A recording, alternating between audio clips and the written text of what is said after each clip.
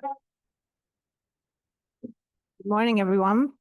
So I was told we should start because we're going to have a very busy morning session. This is the Young Investigator session. My name is Andrea Geis-Fremy. I'm from Boston University, and my co-moderator is Dr. AJ Goel from City of Hope. And the first speaker is going to be Shangyu Zhang, and I'm sorry, I'm going to butcher some names here.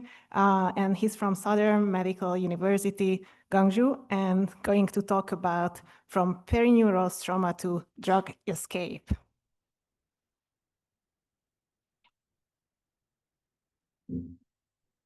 Just practice. Good morning, everyone. I'm Shangyu Zheng from Guangdong Provincial People's Hospital in southern China.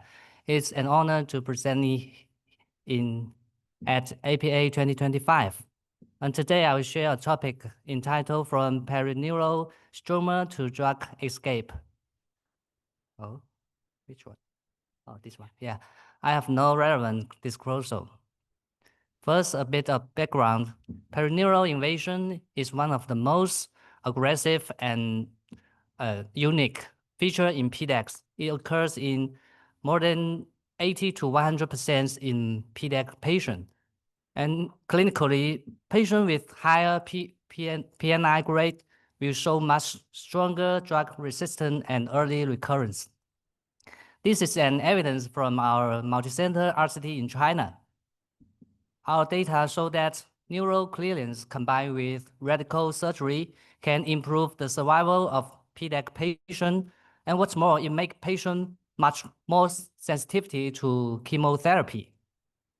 However, even the patient receive clearance of the nerve and radical surgery, even combined with modified FOLFIRINOX, one of the best regions we currently have, still 30% of patients will relapse within 1 year.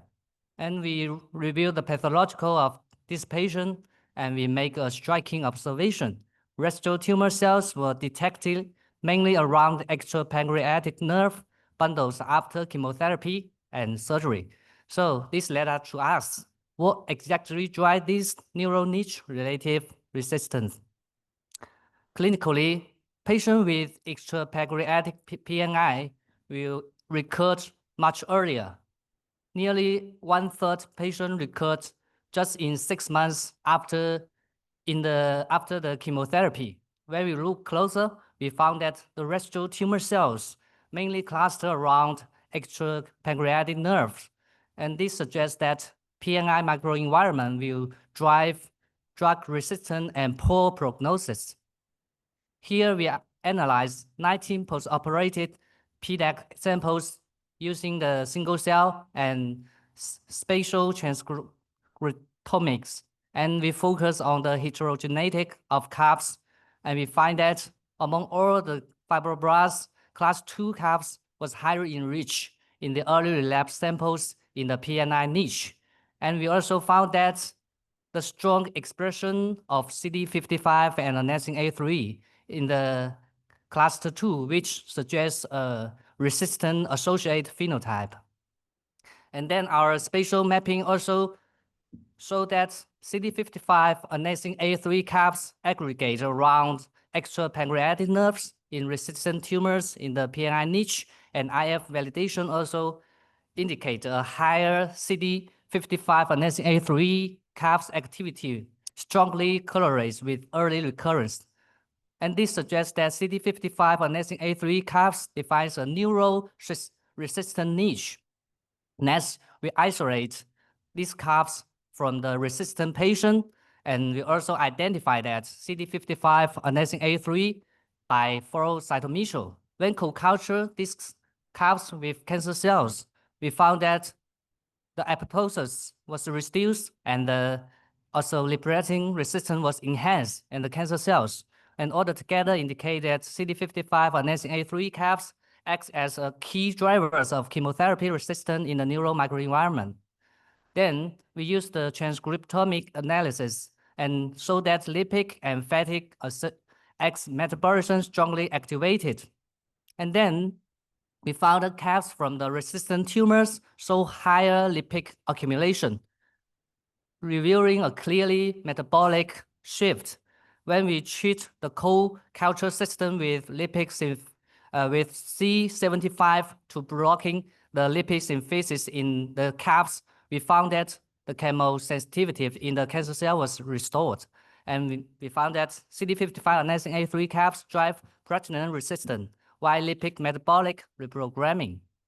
And then we used the lipidomics and identified that LPC was a major metabolite enriched in this subgroup of calves. And when we treatment the cancer cell with directly the LPC, and we found that the DNA damage was reduced in the cancer cell. And this indicates that LPC acts as a key mediator driving platinum resistance.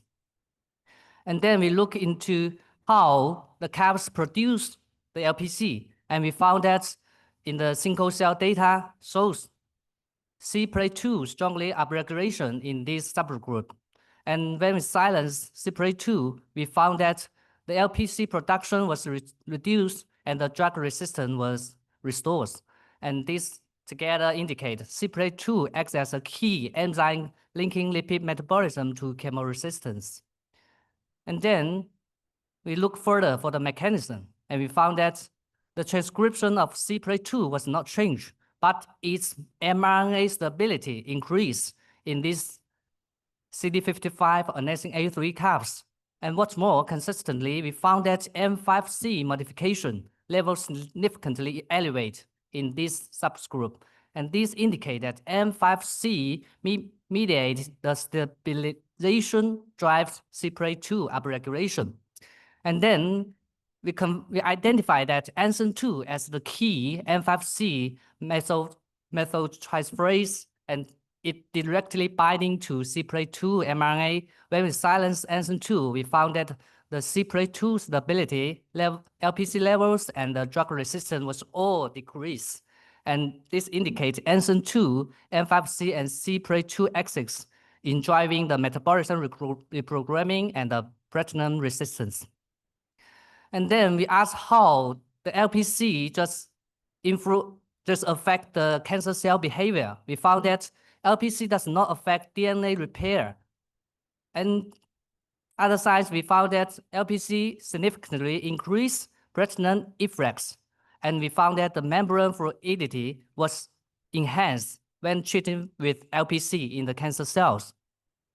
And through the proteomics, we found that PGP was enriched in the membrane after treatment with LPC, and we found that LPC enhanced the interaction between the adenine and PGP, and this stronger the localization and the drug efflux of PGP. So, to summarize, in the perineural microenvironment, we found that CD55 adenosine A3 stabilized CPRA2 mRNA through M5C modification, driving lipid metabolic reprogramming and LPC secretion. Then LPC is taken by cancer cells, increase the membrane fluidity, enhance the adenine and PGP interaction, and promotes drug efflux, leading to platinum resistance. Our work was supported by Guangdong Provincial People's Hospital, and I also want to thank my entire group for their dedication and hard work through these projects. And finally, I want to show sincere appreciation to Professor Ming Li's group for their support, continued support and collaboration. Thank you for your attention. I would like to take any question. Thank you.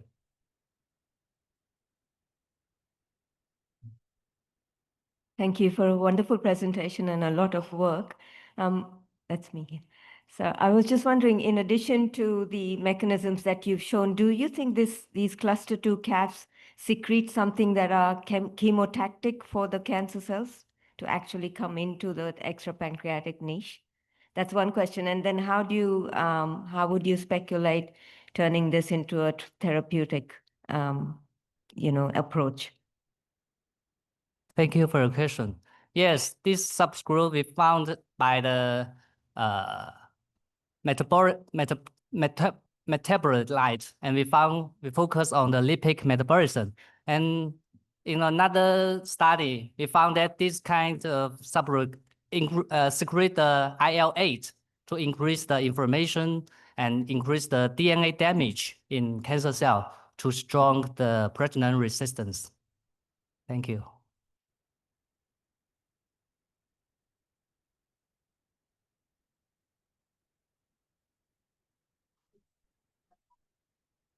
For patient, yeah. When we block the LPC and or the IL-8, it have a strong function shift in the mouse, but we haven't done this in the patient. Maybe we will serve the approach in patient in the future. Thank you. Congratulations. One more? Okay. Oh.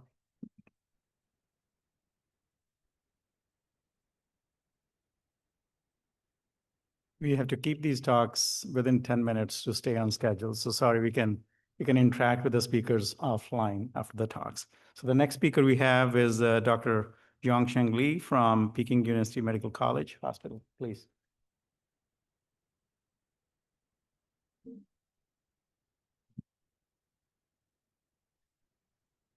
Good morning, dear professors. I'm Lin Wuzheng, and I'm from Peking Uni Medical College Hospital. It's a great honor for me to present our team's work here. And the title is Development and Validation of a Protein-Based Index for Early Diagnosis of Pancreatic Cancer.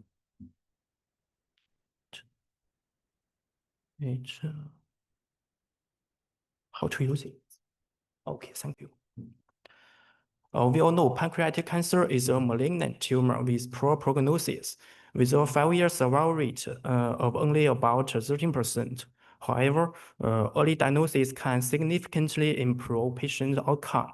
For example, patient diagnosed at stage 1 can achieve a 5-year survival rate of over 60% after surgery.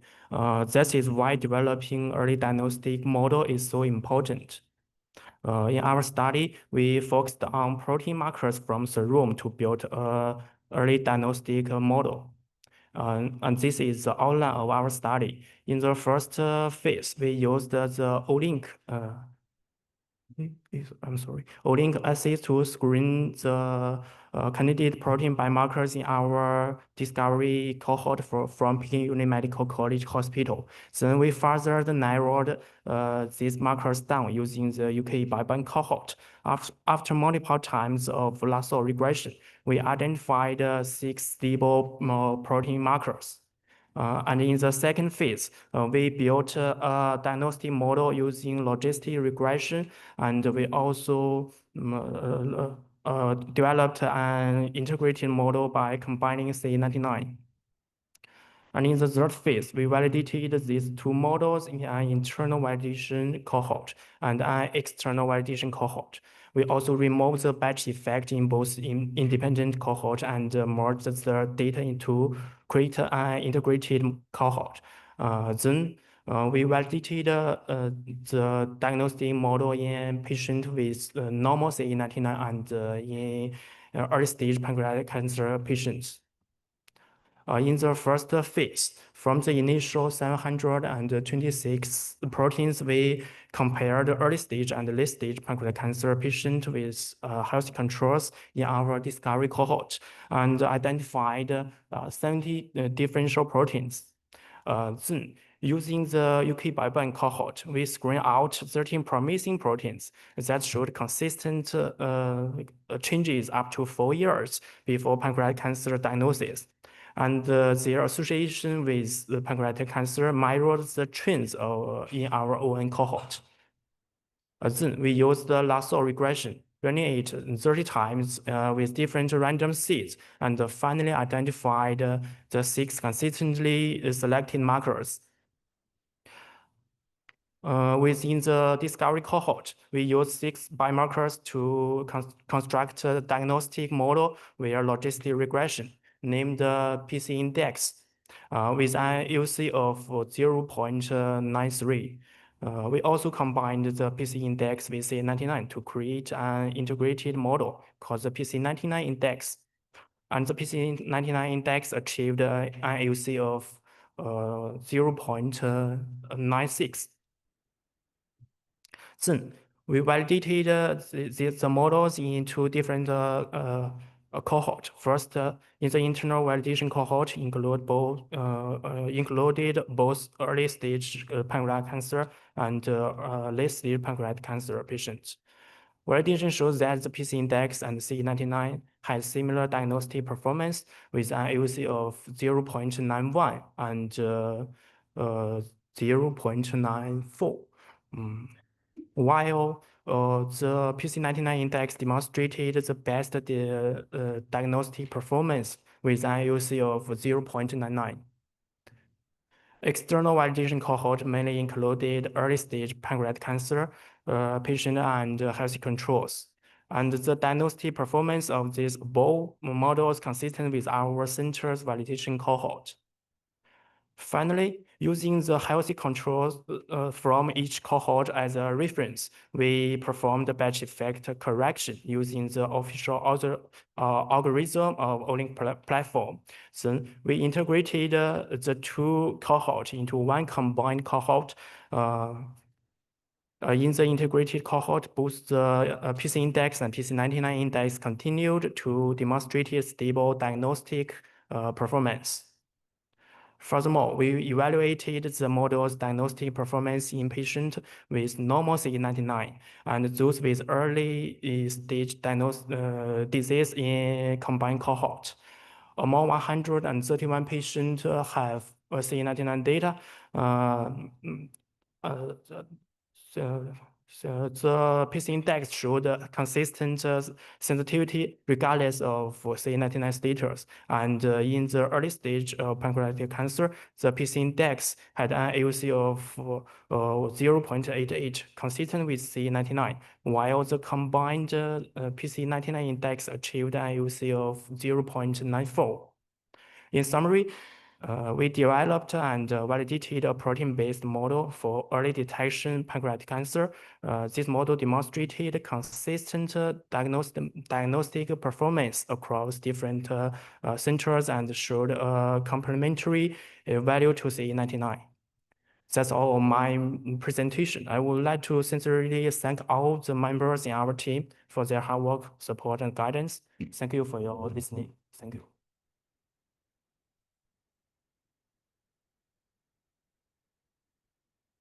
Hi, Professor Li. This is Bang Wei Huang from Shanghai Hospital. My question is that why did you choose to focus on serine protein biomarker for your diagnostic model? Thank you. Okay, thank you for your question. It is widely noticed that the early diagnosis of pancreatic cancer adopted a non-invasive method. Here we chose the liquid biopsy.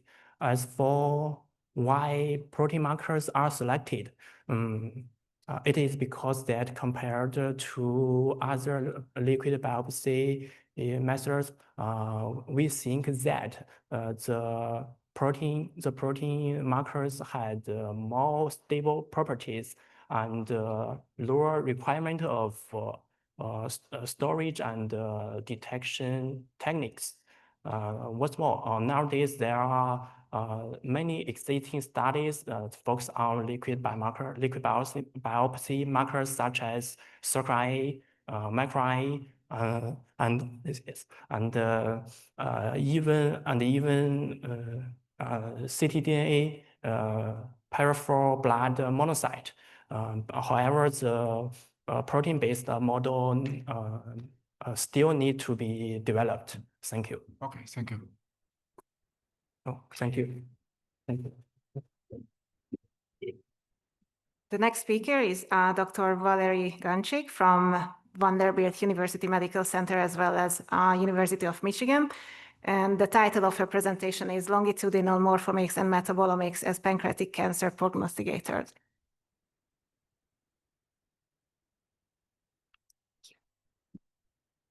Which buttons? The green? Yes. Okay. Hi, everyone. I'm Valerie Guntrick. Thank you so much to APA for having me here this morning. I will say I'm not yet Dr. Valerie Guntrick, but hopefully soon.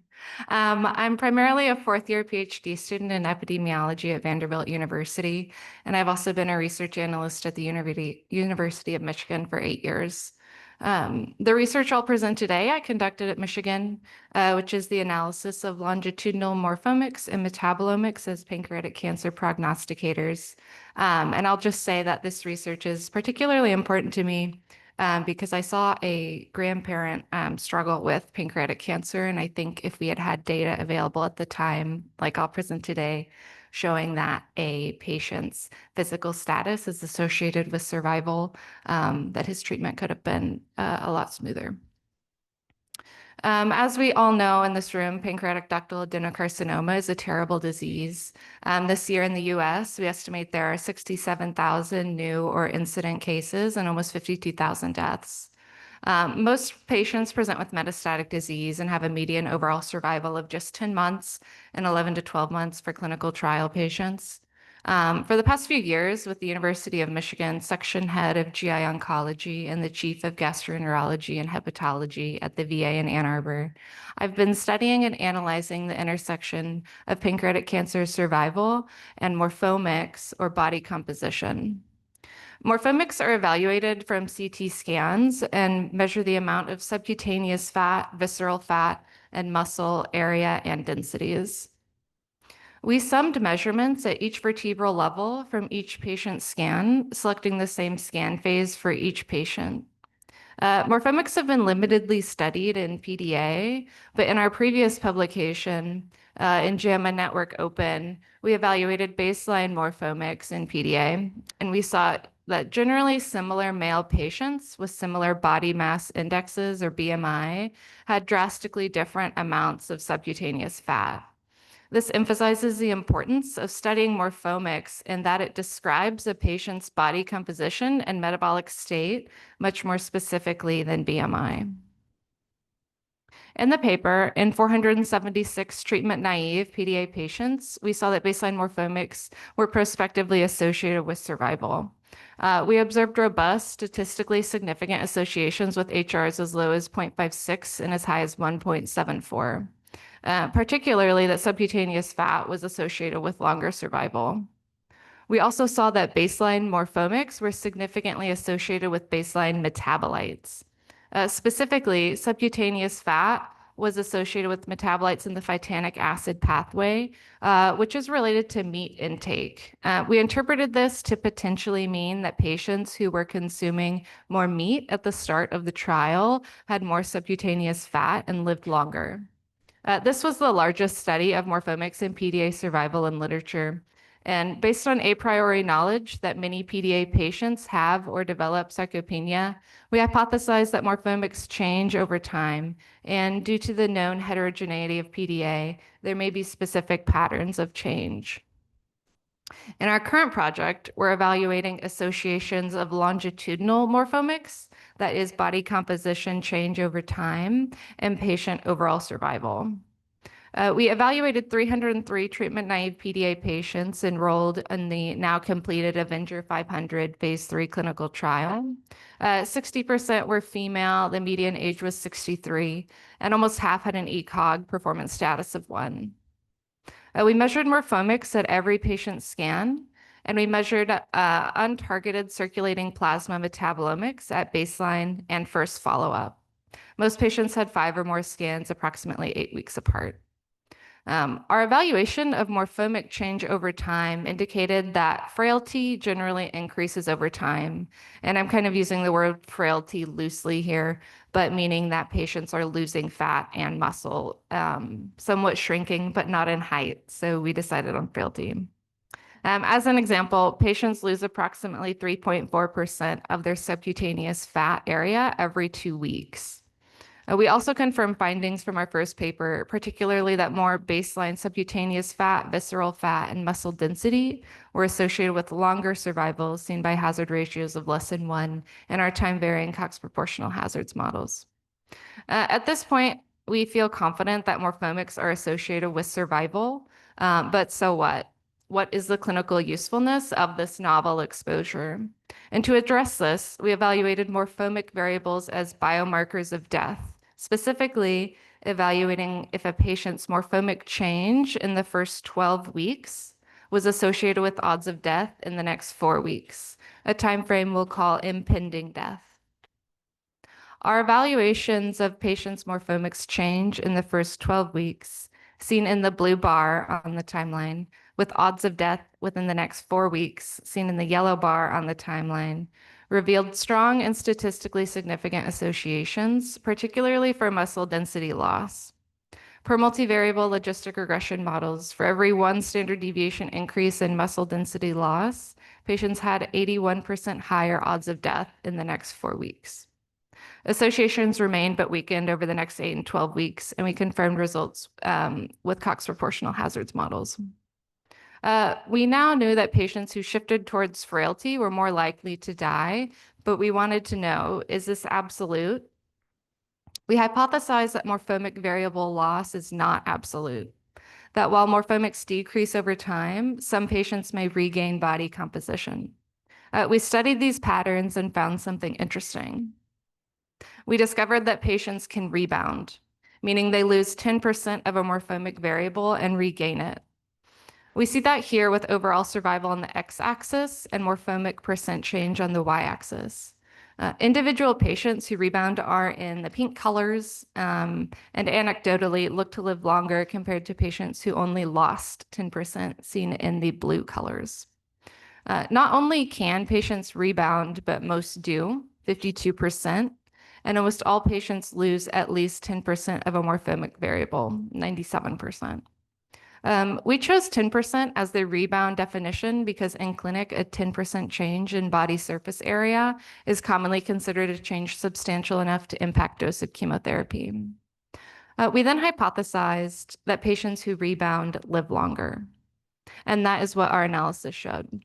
Patients who rebounded in muscle, the blue line in the Kaplan-Meier on the left, lived more than twice as long than patients who only lost 10%, seen in the yellow line, meeting statistical and clinical significance. Patients who rebounded in subcutaneous fat and visceral fat area also lived longer. I conducted further analysis and saw that whether the patient rebounded in the first 6 or 12 months, the risk of death over the next 6 months decreased drastically. We saw up to 90% lower risks of death, seen by the ORs as low as 0.03. This made us wonder what is metabolically going on in these patients who rebound. To evaluate this, we hypothesized that some metabolite levels increase and are associated with morphomic rebound. We studied associations of 200 metabolites representing 14 superclasses in 96 patients eligible for metabolomic change analysis. We saw a lot of associations, which is intriguing, but again, what is the clinical impact of these results? The impact for the clinic lies in 3 metabolites we honed in on that could potentially be intervened on to increase the chance of patient rebound, therefore improving survival. These 3 were the only metabolites that had inverse associations with morphomic variable loss, meaning that as the metabolite level increased from baseline to follow-up, the hazard of morphomic loss lowered. The metabolites also had positive associations with rebound, meaning that as the metabolite level increased, the hazard of rebound also increased. Essentially, increasing these metabolite levels could increase the likelihood of patient rebound and therefore lengthen survival. This was one of my first oral research presentations, so if I seem nervous, that is why. And if you take anything away from my talk, please remember morphomic variable loss in the first 12 weeks could be a biomarker of impending death in the next 4 weeks. Essentially, all patients lose at least 10% of their muscle, subcutaneous fat, or visceral fat. Most patients rebound, meaning they regained at least 10% of the morphomic variable. Rebound was associated with longer survival, and we could potentially intervene to improve the likelihood of patient rebound, thereby extending survival. Analysis is ongoing, particularly evaluating associations of metabolites and survival, morphomics as mediators between metabolites and survival, and to understand our metabolomic results more thoroughly. Thank you so much to my collaborators and mentors for their ideas and feedback and support.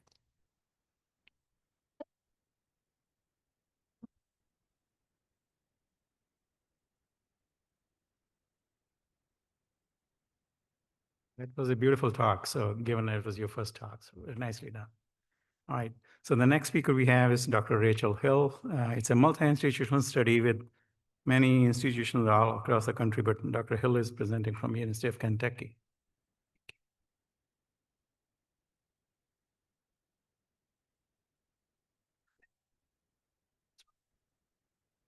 Morning, everyone, and thank you to the APA for this opportunity to present my work. Today, I'm going to be talking to you about opportunistic evaluation of bone mineral density in patients that have chronic pancreatitis and utilizing abdominal CT scans. So as this audience is very aware, pancreatitis and bone health are linked. And there has been documented that over 150,000 hip fractures per year occur in the United States with a high healthcare cost of $10 to $15 billion. There are other high-risk digestive diseases such as Crohn's disease, celiac, IBD, IBS, cirrhosis of the liver, and chronic pancreatitis patients also have an increased risk of developing significant bone loss. CP also has multiple risk factors that predispose these patients to an imbalance in bone mineralization and remodeling. And these can include smoking, alcohol abuse, and you can see the list goes on. And just to orient you for the rest of the talk, I'm defining osteopenia here as mild bone loss, and osteoporosis is moderate to severe bone loss in these patients. And there's an estimate that about 25 to 40% of chronic pancreatitis patients have some form of bone loss. A few years ago, there was a paper that came out looking at the prevalence of osteopathy in a large prospective cohort study called the PROCEED study that has enrolled patients over the last 10 plus years. And what they were able to show was that patients that have definitive CP had an increased prevalence of osteopathy as determined by the gold standard, the DEXA scan, which is a bone scan. And this showed that CP patients were indeed at an elevated risk for developing osteopathy.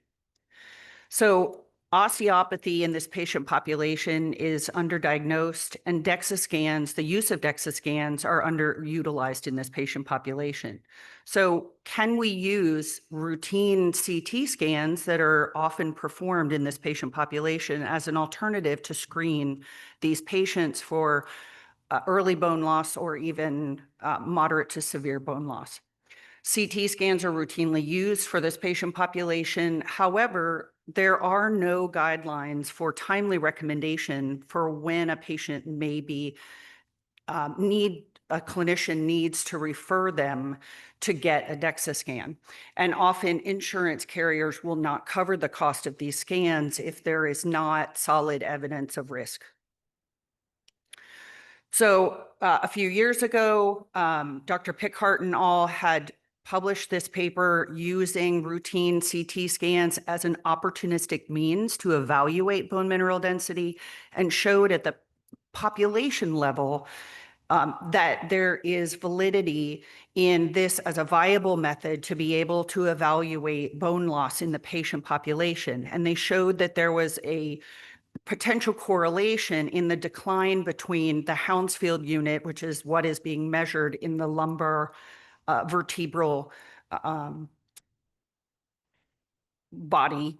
Sorry, can't think of the word. The trabecular space of the lumbar vertebrae, and that declines at the same rate, or at the same kind of decline rate as the DEXA T-score from the DEXA scan.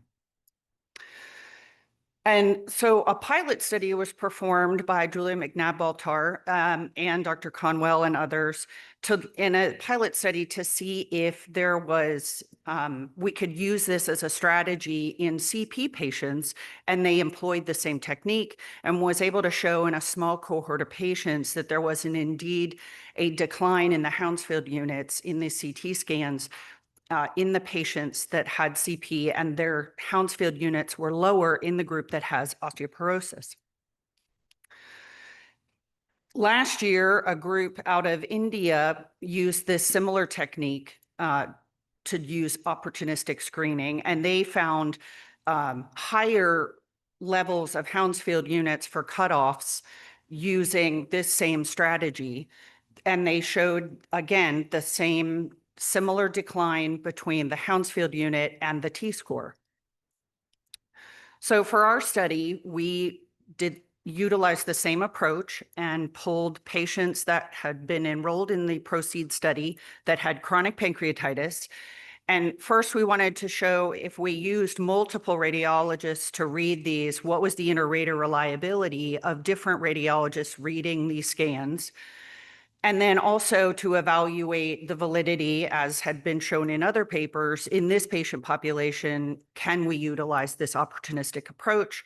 And then also assess the effects of patient and disease-related factors on CT-derived bone mineral density measurements. This is just an outline of our flow diagram for the patients. We had a total of 252 patients that we were able to evaluate that had within a tight window, had a DEXA scan that we could parallel with their CT scan. And we split those up based on the DEXA gold standard. We were able to then classify those patients as either having normal bone mineral density, osteopenia, or osteoporosis. We found that there was excellent inter-rater reliability and agreement between the radiologists doing these reads. We had 2 different licensed radiologists at 2 different institutions that also had a resident radiologist read in a blinded fashion the scans as well. And across all 4 radiologists, we had excellent inter-rater reliability. And the reliability also holds true regardless of the amount of bone loss that they're looking at. And you can see those in the middle in the staggered kind of reddish pink boxes, that the correlation of the inter-rater reliability stays consistent regardless of the bone loss. When we look at the distribution of the Hounsfield units, we see, as expected, we see the shift in the distribution of the Hounsfield units to the lower end. In the patients in the orange on the bottom, you can see that the Hounsfield units are lower in the patients that have osteoporosis. And just to remind you, in the population level paper that Pickart and all had published, we saw that correlation between the decline in the Hounsfield unit along with the similar decline in the T-score, and we saw a very similar pattern. And here we had a correlation of 0.46, and it was significant, although the association is moderate, it was still significant. So what about the impact of age and sex? We know that age and sex both can have differential impacts on metabolic bone disease. And back in 2019, another paper out of the Pickart group showed that there was similar decline in the Hounsfield units in males and females. And so we wanted to look at this same question in our patient population, and they broke that down also by age. So it declines with age in terms of the Hounsfield units. It declines with age similarly for both of those populations, and we saw a similar trend. So CP is not negatively impacting the age-related decline nor the sex-related decline. So then we wanted to see, at the population level, thresholds had been established for looking at cutoffs for Hounsfield units to be able to predict whether or not someone had normal bone density compared to those who didn't have normal bone density. So normal against osteopenia, and osteoporosis. And they established 3 thresholds: greater than 135 Hounsfield units, greater than 190, and greater than or equal to 160. And with these cutoffs, they had very high negative predictive values, which lowers your risk for having a false positive, diagnosing a false positive. If we look at the opposite of that, they also publish thresholds for distinguishing the other end of the spectrum, osteoporosis, from those who have osteopenia or have normal bone density. And again, they established cutoffs. So we tested our models against these against these values, and found we had very similar sensitivity and specificity, and again, very high negative predictive values for both of those ends of the spectrum in these models. And so to summarize that, what we want to be able to do is to be able to have a means that clinicians can use these cutoffs to be able to determine when they should be referring patients to bone specialists for intervention. So I'm going to skip through the conclusions so that I can leave time to acknowledge all of the people that have assisted with completing this work. And I'll stop there. Thank you for your attention. I'll take any questions. Or in the interest of time, we need to move forward to the next talk, which is going to be delivered by Dr. Sharif Ibrahim from the very famous Cincinnati Children's Hospital. And he's going to talk about post-ERCP pancreatitis prophylaxis, effectiveness of rectal indomethacin versus intravenous ketorolac in the pediatric population. Please hold your applause. I'm an advanced endoscopist at MUSC now, but this is some research that I did at Cincinnati Children's. I'm so happy to share it with you, and thank you for the APA. I have one disclosure. I like dad jokes. Does anybody know why the pancreas is bad at keeping secrets? It's always spilling the juices. Thank you. ERCP is an essential and safe beneficial procedure for pancreaticobiliary diseases. And there's a rising rate of its need in the pediatric population for pancreatic strictures and stones. And with genetic causes becoming a major component of acute recurrent and chronic pancreatitis, this is a rising modality to help patients. In pediatric ERCP, there's similar success rates for adults, but it can be difficult due to size. And I think Dr. Lynn's giving a talk about that later today. And it has a higher adverse event profile. The biggest of which being post-ERCP pancreatitis, or PEP. This can be anywhere from 10 to 20% in high-risk patients.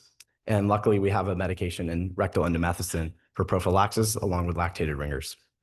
There was some arising data back in 2021 showing that ketorolac, a different NSAID, could be beneficial and provides a weight-based dosing, which is beneficial for pediatric patients.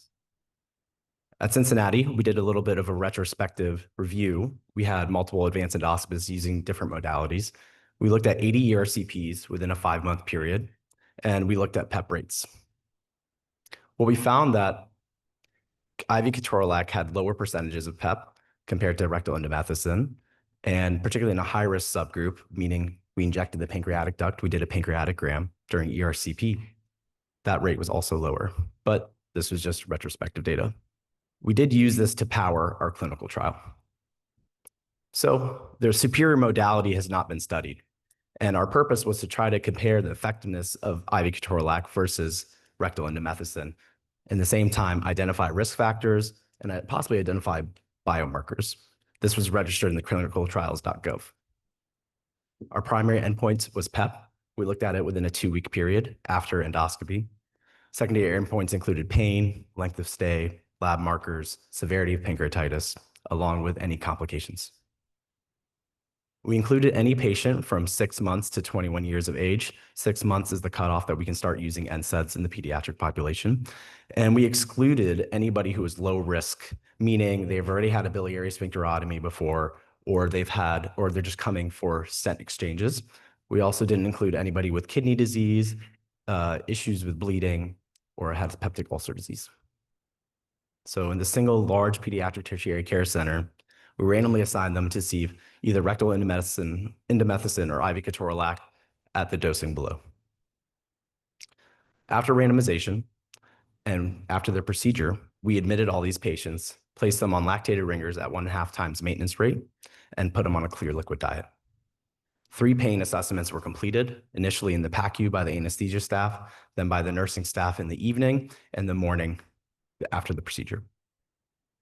If there was any worsening of pain or nausea, this triggered a best practice order set that would trigger for the primary provider to obtain a standard set of lab work, including a CRP, a CBC, and amylase and a lipase. If PEP was present, then a clear liquid diet was maintained and they remained on 1.5 times maintenance IV fluids. When we look at our cases, we had 193 total cases with 100 unique patients. The demographics are there to your right. 98% of them are with therapeutic intent. They were similar in all their demographics, the history of PEP, native papilla, rates of stent placement, including prophylactic and therapeutic usage. I want to highlight some procedure outcomes here. The rate of PEP in the ketorolac group was 22%, and the rate of PEP in the indomethacin group was 16%. A p-value was only 0.28. Of note, PEP severity was predominantly mild, aside from 1 moderately severe pancreatitis in the ketorolac group. Looking further at the procedural outcomes and what can be related to PEP, what we found that Optiray, which is the contrast that we use to inject into the pancreas duct, the higher the amount, the higher the rate of PEP was. Additionally, native papilla, meaning somebody who's never had an ERCP before, doing a pancreatic sphincterotomy where we release that muscle, and having both of those things also increased your risk of PEP, and those were all statistically significant. Again, the rate of PEP was 22% versus 16%, although not statistically significant. When we looked at high-risk subgroups, those that we injected into the pancreatic duct had a native papilla, or we did a sphincterotomy, the biggest group that we found the odds of developing PEP were in the pancreatic sphincterotomy group, with the odds of developing PEP being 3.9 times higher in the ketorolac group than in the indomethacin group. We did a number needed to treat analysis and found that we needed to treat 17 patients with indomethacin instead of ketorolac. Depending on your institution, this 50 milligram suppository could be about $400.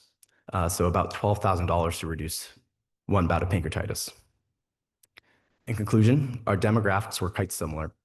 PEP rate was 22% versus 16%, and particularly in the PEP high-risk subgroup, the pancreatic sphincterotomy subgroup, that rate of PEP was 68% versus 36%, with a number needed to treat of 17 for the total group.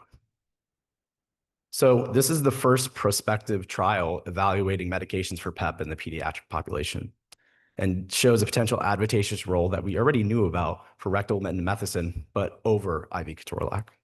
So there's a specific advantage in the high-risk subgroups, so particularly those with pancreatic sphincterotomy. Of note, indomethacin, as I mentioned, is almost 100 times more expensive than ketorolac.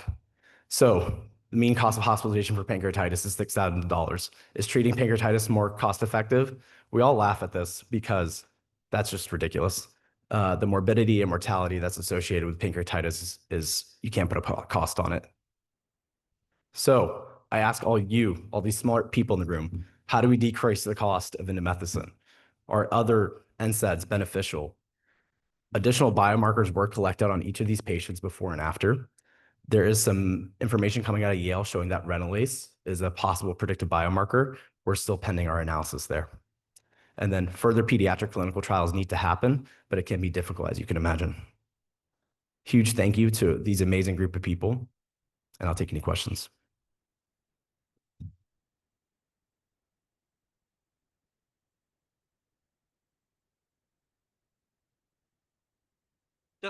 Just a naive question. Why is indomethacin expensive? That is the industry, my friend. Yeah, it used to be much cheaper. Because that's like an ancient drug. I mean, Yeah. it used to be, free. I mean, you could get it in the grocery store, right? You're absolutely right, and that's part of the problem.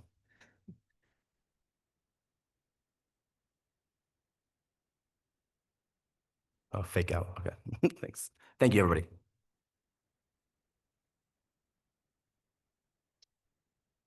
All right, so our next big talk is on trypsinogen isoforms drives the severity of cerulean-induced acute and chronic pancreatitis in mice. This work will be presented by Dr. Wong from Mayo Clinic.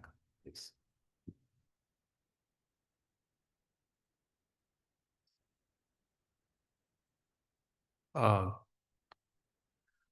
Good morning, and thank you for the very kind introduction. It is a great pleasure to present our work today.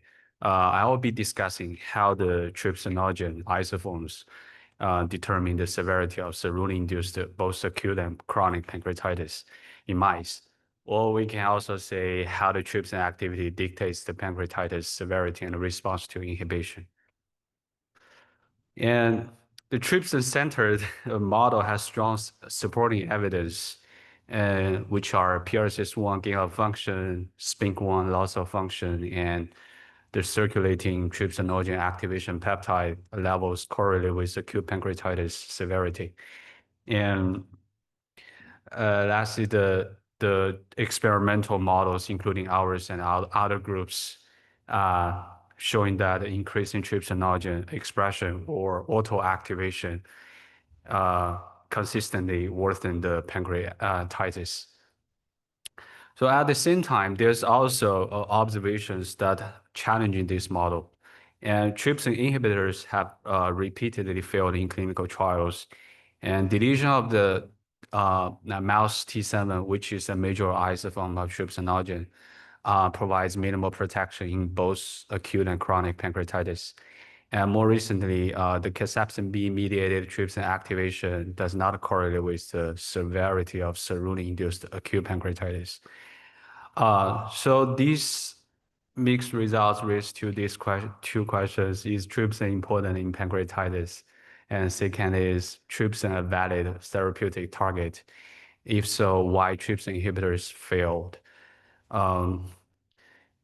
And before we moving out, let's brief review a little bit background here. Several years ago, Dr. Miklos, they published a JBC paper showing the under baseline non-inflamed condition. The mouse pancreas expresses 4 major trypsinogen isoforms, and which are T7, T8, and T9, T20.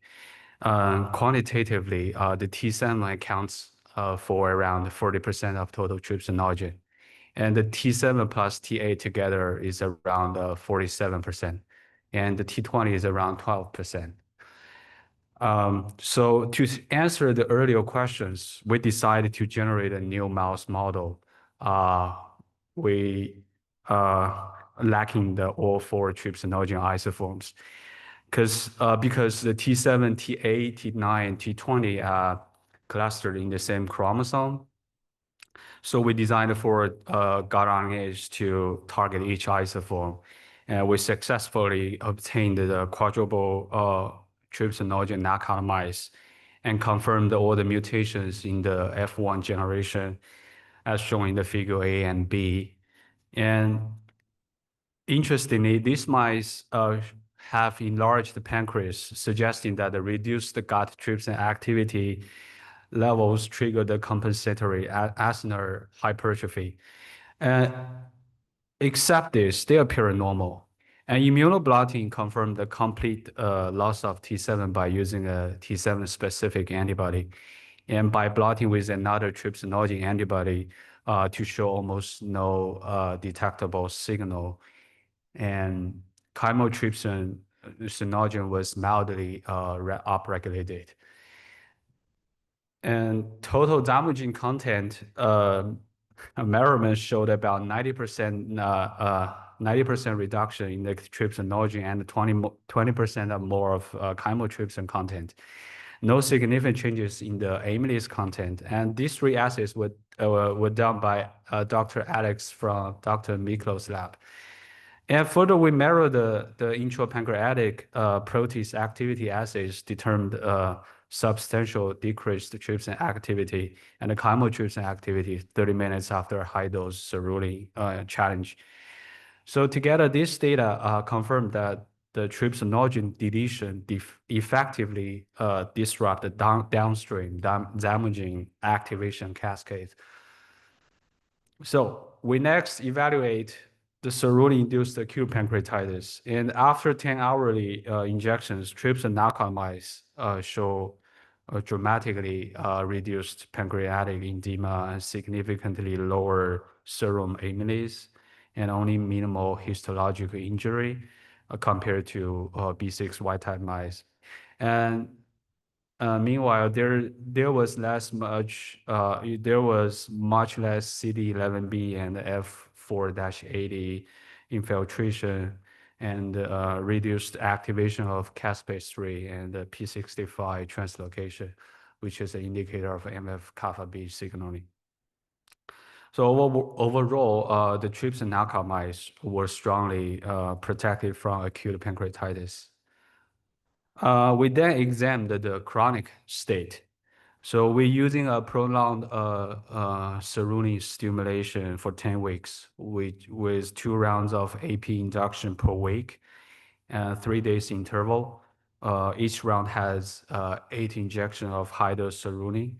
And trypsin knockout mice maintain high pancreatic, relatively high pancreatic mass and better preserved acinar structure, much less inflammation and markedly reduced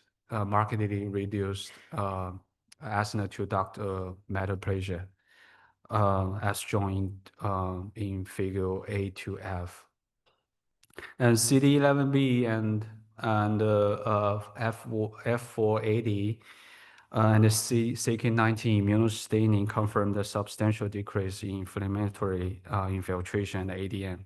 So these findings showing the removing trypsinogen protects not only against acute, but also against the chronic pancreatitis. So in order to further define the quantitative relationship between the trypsin activity and disease severity, we use another model, which is a human wild-type PRCS1-PRCS2 transgenic mice, which is a control for our previous hereditary pancreatitis study. And we induced the model with different levels of trypsin activation with low dose versus high dose cerulean, and trypsin activity increasing a clear dose dependent manner as shown in figure A. And figure B showed high dose cerulean generated more edema at 24 hours after the cerulean injection. And further, figure C show greater pancreatic loss at day 7 and progression from acute injury to chronic state. And histological scoring showed the increase in edema, inflammation, and acinar cell death with higher trypsin activation. So these results support a graded quantitative relationship between total trypsin activity and pancreatitis severity. So we next assessed the dose-response relationship in heterozygous PRCS1-PRCS2 mice, which exhibit higher basal trypsinogen expression. Mice receive either 300 or 600 milligram per kilogram of Camostat 2 hours before a single injection of cerulean induction. And at 2 different dosage, one is 15, one equals low dose, one is 100 microgram per kilogram equals high dose. And the low dose cerulean induced a modest trypsinogen activation, and whereas the high dose trigger more trypsinogen activation. And under low dose cerulean condition, both Camostat doses effectively prevent the pancreatic edema and the serum amylase elevation. In contrast, during high dose cerulean, challenge only the 600 milligram per kilogram of Camostat provided significant protection, while 300 was not working. So histological analysis confirmed this complete protection from 15 microgram per kilogram cerulean from both dosage with either Camostat dose. However, at 100, only 600 milligram per kilogram Camostat achieved full protection, while 300 failed to prevent. And under 8-hourly injection of high dose cerulean, just like we normally did in the B6 cerulean model, even 600 milligram per kilogram Camstat failed to reduce the pancreatitis severity. So all these findings show that the effectiveness of trypsin inhibition depends directly on the level of trypsin activation. Camostat confers complete protection under low trypsin condition, but offers only partial or no benefit when trypsin activation is high.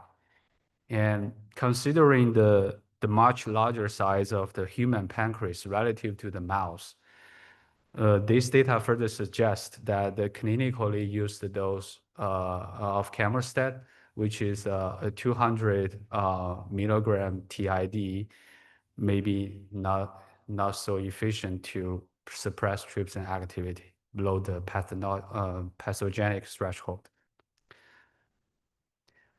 So in summary, trypsin activity, it is important, and trypsin remain the valid therapeutic target. But the success of trypsin depends on the inhibitor potency and half-life and off-target effects and timing of intervention. I would like to thank all the lab members and our collaborators. And yeah, thank you very much for your attention.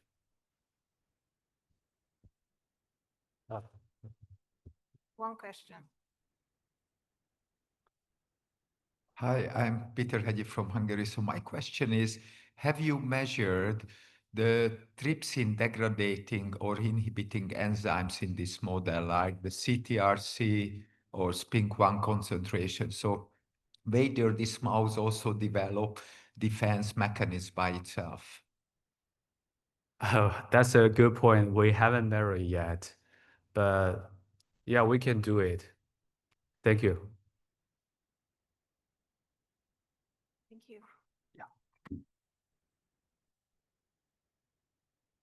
Next speaker is Dr. Grace Curry from Washington University School of Medicine, St. Louis. The title of the talk is Impaired SEL1L mediated IRAD leads to chronic pancreatitis and exocrine pancreatic insufficiency.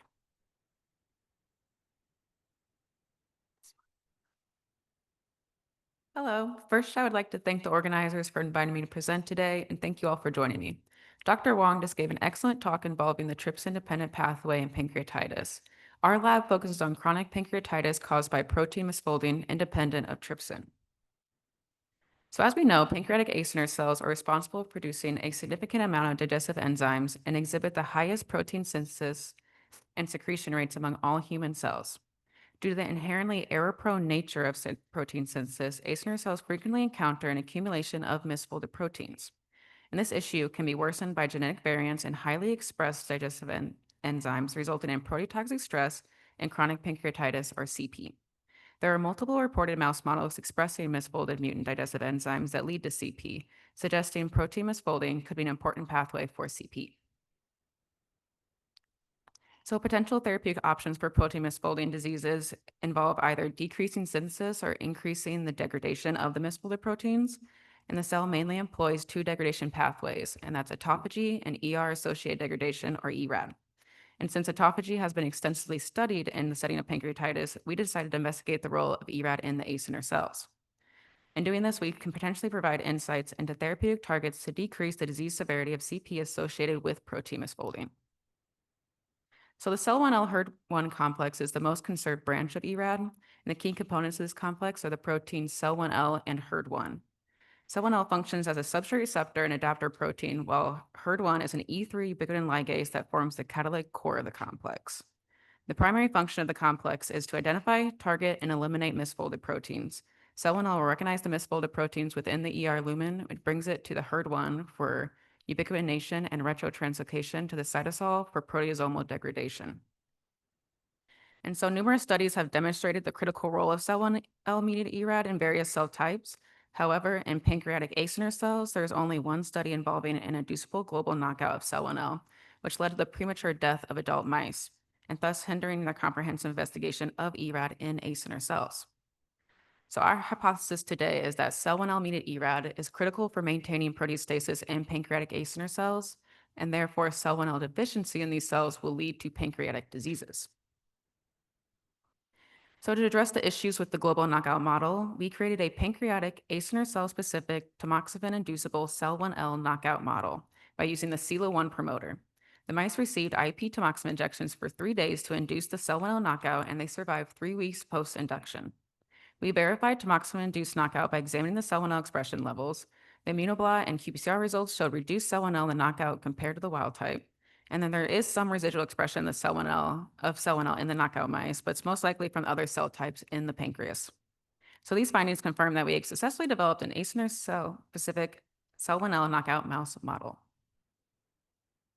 So for the following data, we also include P9IP T221M or TM mice that we had validated to be a good model for protein misfolding associated CP as a control. So analysis of pancreas weight indicates a decrease in the cell 1L knockout similar to TM pancreas, along with a reduced pancreas to body weight ratio, both signs of pancreatic atrophy. An H&E of the wild type reveals normal tightly packed acinar cells, whereas the cell 1L knockout shows loss of acinar cell architecture and immune cell infiltration. And notably, the cell 1L knockout pancreas does exhibit patchiness of damaged and normal cells. So by the IHC staining with F480 and CD45, we show an increase of both macrophages and T cells. And then by the trichrome blue stain, we show evidence of increased fibrosis in the cell 1L knockout pancreas. Then next, we assess the effect of cell 1L knockout on exocrine pancreatic function. We first did a total protein stain of the lysate from equal amounts of pancreatic tissue and saw that the cell 1L knockout had decreased protein levels compared to the wild type. We then performed immunoblots and qPCRs for 2 of the major pancreatic digestive enzymes, P9IP and amylase. Both were significantly decreased in the cell 1L knockout mice, suggesting that cell 1L knockout leads to reduced exocrine function. And so together, our characterization work suggests that cell 1L deficiency leads to CP with the features of acinar cell atrophy, immune cell infiltration, fibrosis, and reduced exocrine function. We then investigated the molecular mechanisms underlying cell 1L knockout leading to CP. We first performed immunoblots and qPCR for BIP, a major marker for ER stress. BIP abundance was unchanged at the protein level, but significantly upregulated at the mRNA level. And this discrepancy could be due to BIP as a molecular chaperone being degraded while assisting in the folding of the misfolded proteins. And then in addition, we show that another molecular chaperone, AGR2, was significantly upregulated at both protein and mRNA levels, suggesting that the cell 1L knockout leads to increased ER stress. So when there's perturbance in the protein homeostasis leads to increased ER stress, which in turn may trigger the activation of the unfolded protein response or the UPR. The UPR will attempt to restore protein homeostasis and mitigate the increased ER stress through its 3 branches, RE1, PERK, and ATF6. These branches work together to reduce protein synthesis, enhance the ER capacity to fold proteins, and increase degradation. When there's a prolonged or severe ER stress, the UPR becomes maladaptive, which leads to inflammation and cell death. In the current work, we examine the IRE1 and PERK branches of the UPR. For the IRE1 branch, immunoblot results show increased IRE1 alpha levels, which indicates that the branch may be activated. And then upon activation of the PERK branch, eIF2 alpha is phosphorylated, which leads to a reduction in translation. And our immunoblot analysis indicate there is no change in total eIF2 alpha, but an increase in the phosphorylated version, which results in an increase in the ratio of phosphorylated to non-phosphorylated eIF2 alpha. Also, qPCR analysis show the upregulation of downstream UPR targets, ATF4 and CHOP. These observations collectively support the involvement of the PERK pathway in response to ER stress in the cell 1L knockout model. Furthermore, we also performed IHC staining for other major markers.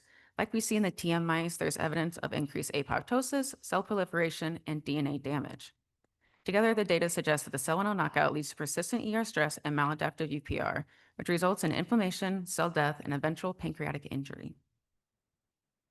So in conclusion, first we have successfully created an acinar cell-specific knockout mouse model, and it shows that cell 1L knockout leads to CP phenotypes, including pancreas atrophy, fibrosis, immune cell infiltration, and reduced exocrine pancreatic function. Mechanistically, cell 1L knockout leads to heightened ER stress, increased activation of the UPR, and elevation in apoptosis, cell proliferation, and DNA damage. These findings underscore the critical role of ERAD in maintaining acinar cell proteostasis. and therefore targeting ERAD to restore acinar proteostasis may present potential therapeutic approach for treating protein misfolding associated chronic pancreatitis. I'd like to thank everyone in the Low and Zhao group for their contributions to this project, and to the Xi and Hu groups for providing the Salmonella flox mice. And thank you all.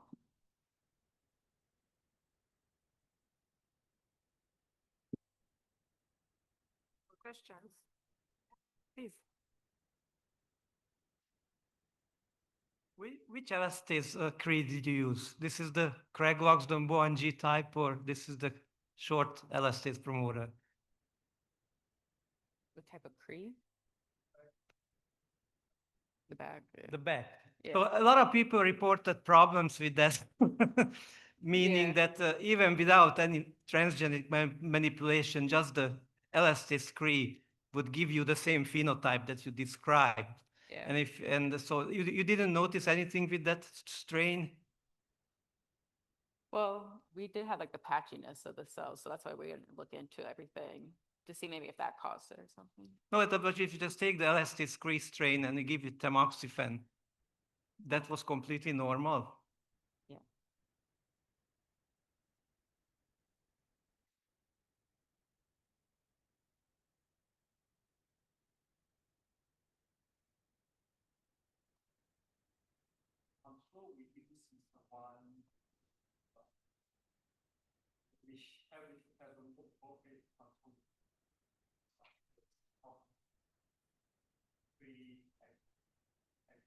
It's not a question of leakiness. It's the question if you induce with tamoxifen, you get genotoxicity and you get a pancreatitis phenotype even without your target gene. And then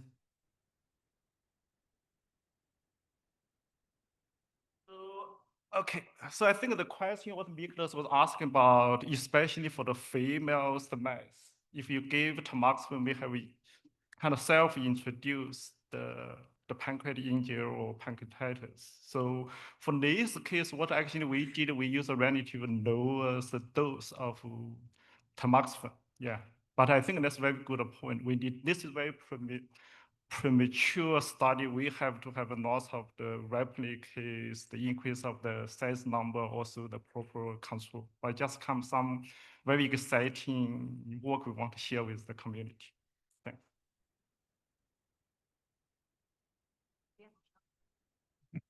Thank you. Very nice presentation. I was interested in your observations on fibrosis. So on the one hand, you're saying that the acinar cells are apoptosing, right? And so the question is, what is the mechanisms do you think that are activating the stellate cells or causing the fibrosis? Because if it's inflammatory mediators or something, I was thinking that on the one hand, you're getting acinar cell death because of your cell one knockout. Do you think the cell one is still active in the stellate cells? Yeah, so it could be, since it was just like an acinar specific, it could still be active in the other cells. But we have to do further testing. Thank you. Thank you.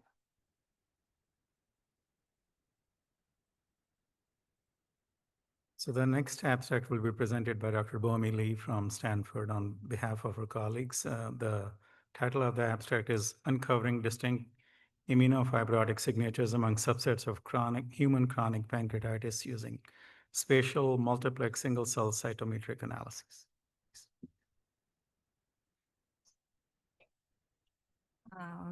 Good morning, everyone. Thank you for this opportunity to share my research, which is spatial multiplex cytometry analysis in human chronic pancreatitis. So chronic pancreatitis, CP, is considered irreversible and progressive fibroinflammatory disease of exocrine pancreas. As you can see in the Venn diagram, the etiologies include alcohol use and smoking cases, and also idiopathic cases and genetic mutations such as PRSS1, SPINK1, CFTR, etc. And CP, especially hereditary CP, significantly increase the risk of the developing pancreatic cancer, almost 40% in their lifetime. So the problem is there's no active FDA-approved therapy available for CP. And we do observe heterogeneity of the fibroimmune responses in CP. And we wondered whether we can use this heterogeneity as a unique opportunity to develop specific therapies for different forms of CP.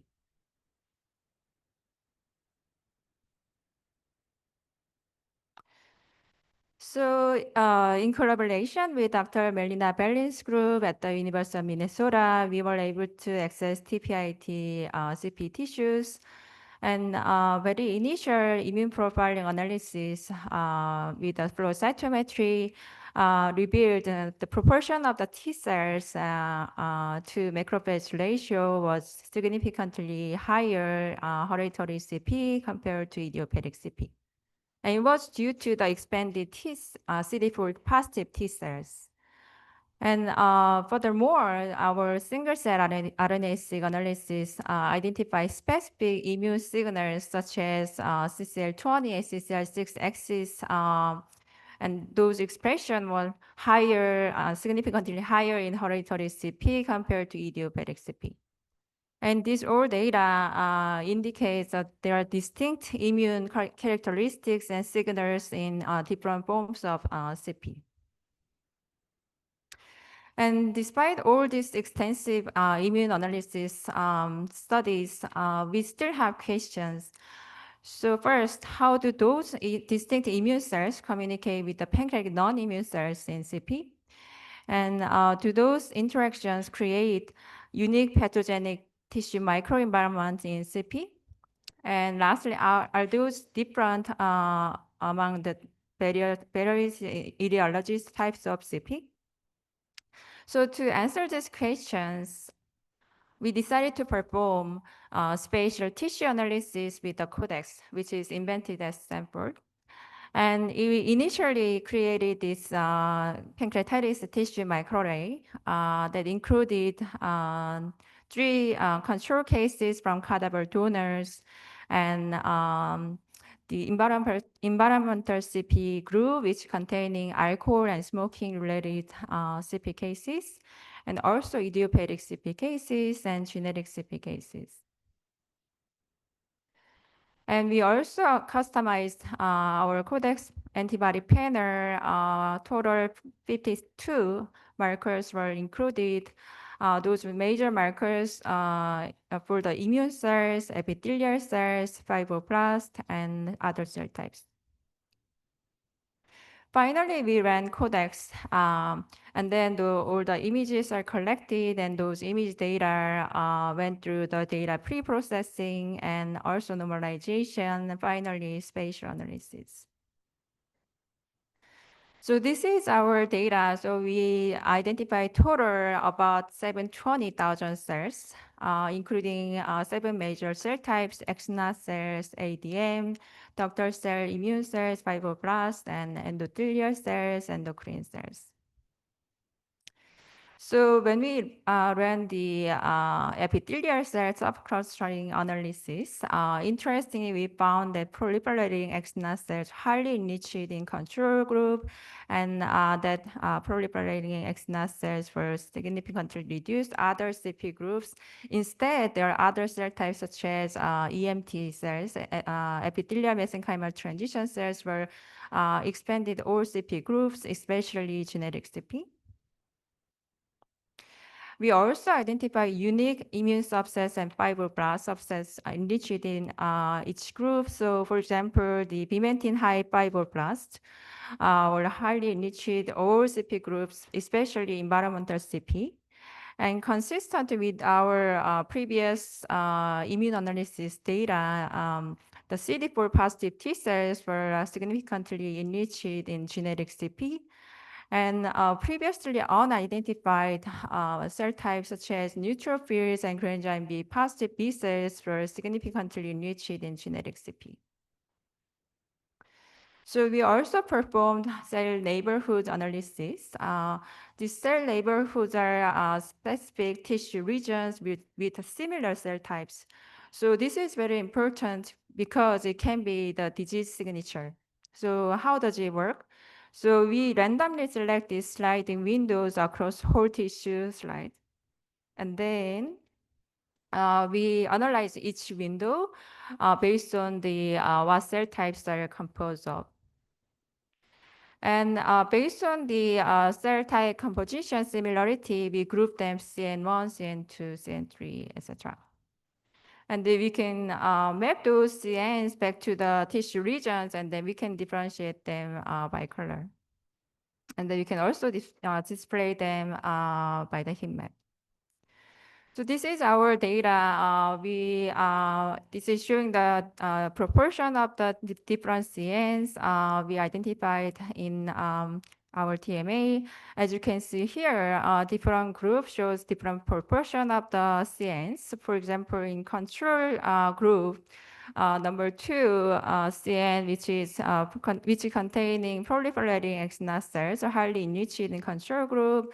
And environmental CP number 4 and the number 6 CNs, they are containing pimentin high fibroblasts. They are highly enriched in environmental CP compared to other CP groups. And interestingly, the neutrophil and collagen high fibroblasts containing CN was highly enriched in the genetic CP group. So this is summary our spatial multiplexing single-cell cytometry codex analysis revealed first the previously unidentified immune subsets and fibroblast subsets in pancreatic tissues from CP patients. And then secondly, we also found the unique cellular subsets and their interactions and microenvironments that are linked to the different etiologies of CP, offering the insights into the distinct pathogenic mechanisms involved. With that, I'd like to thank many people who contributed to this work, especially big special thanks to patients and donors. Of course, the SPAM members for their everyday support, and of course, the collaborators and funding sources. Thank you.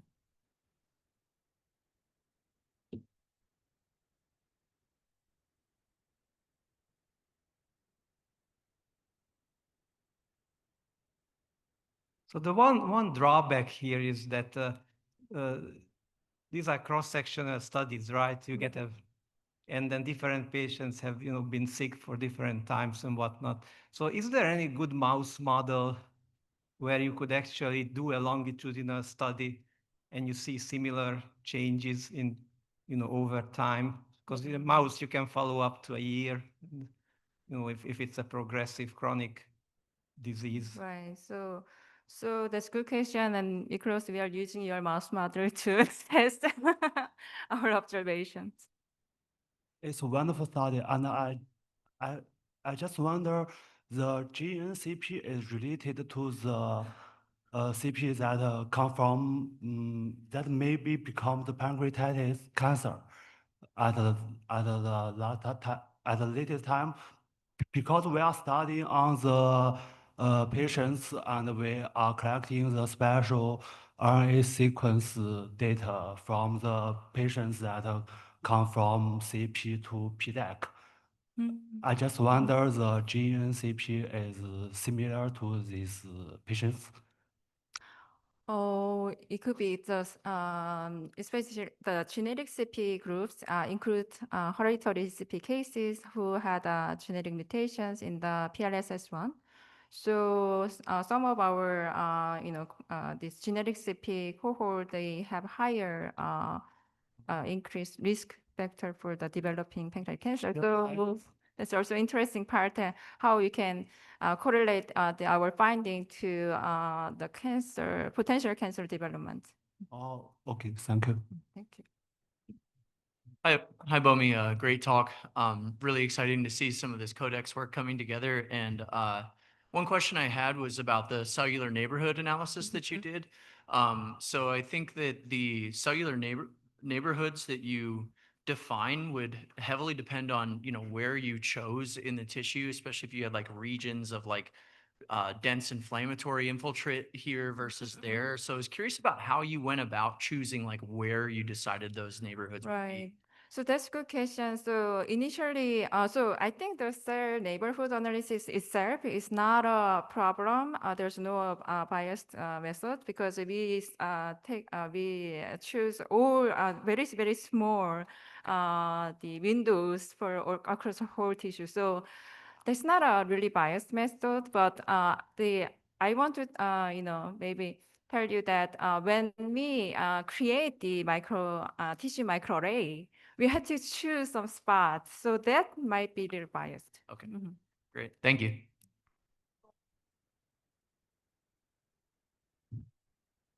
Next speaker is Dr. Gergő Berke from UCLA, and he will talk about how SPINK1N34S haplotype reduces pancreatic trypsin inhibitor mRNA in CP patients undergoing TPIAT.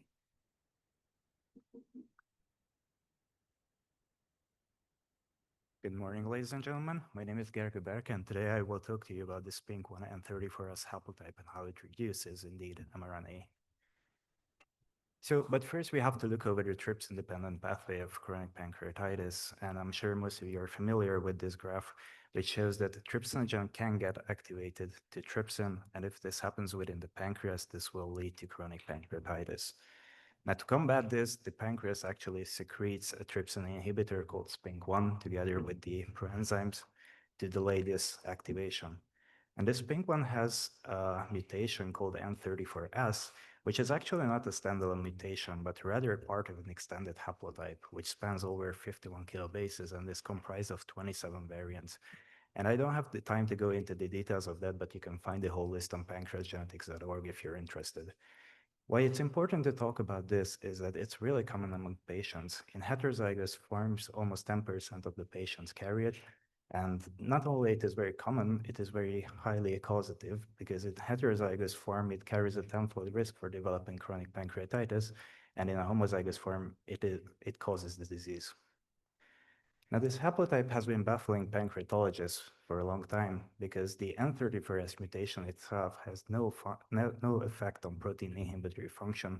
So opinion leaders in the field have proposed that maybe the inhibitor's level is reduced.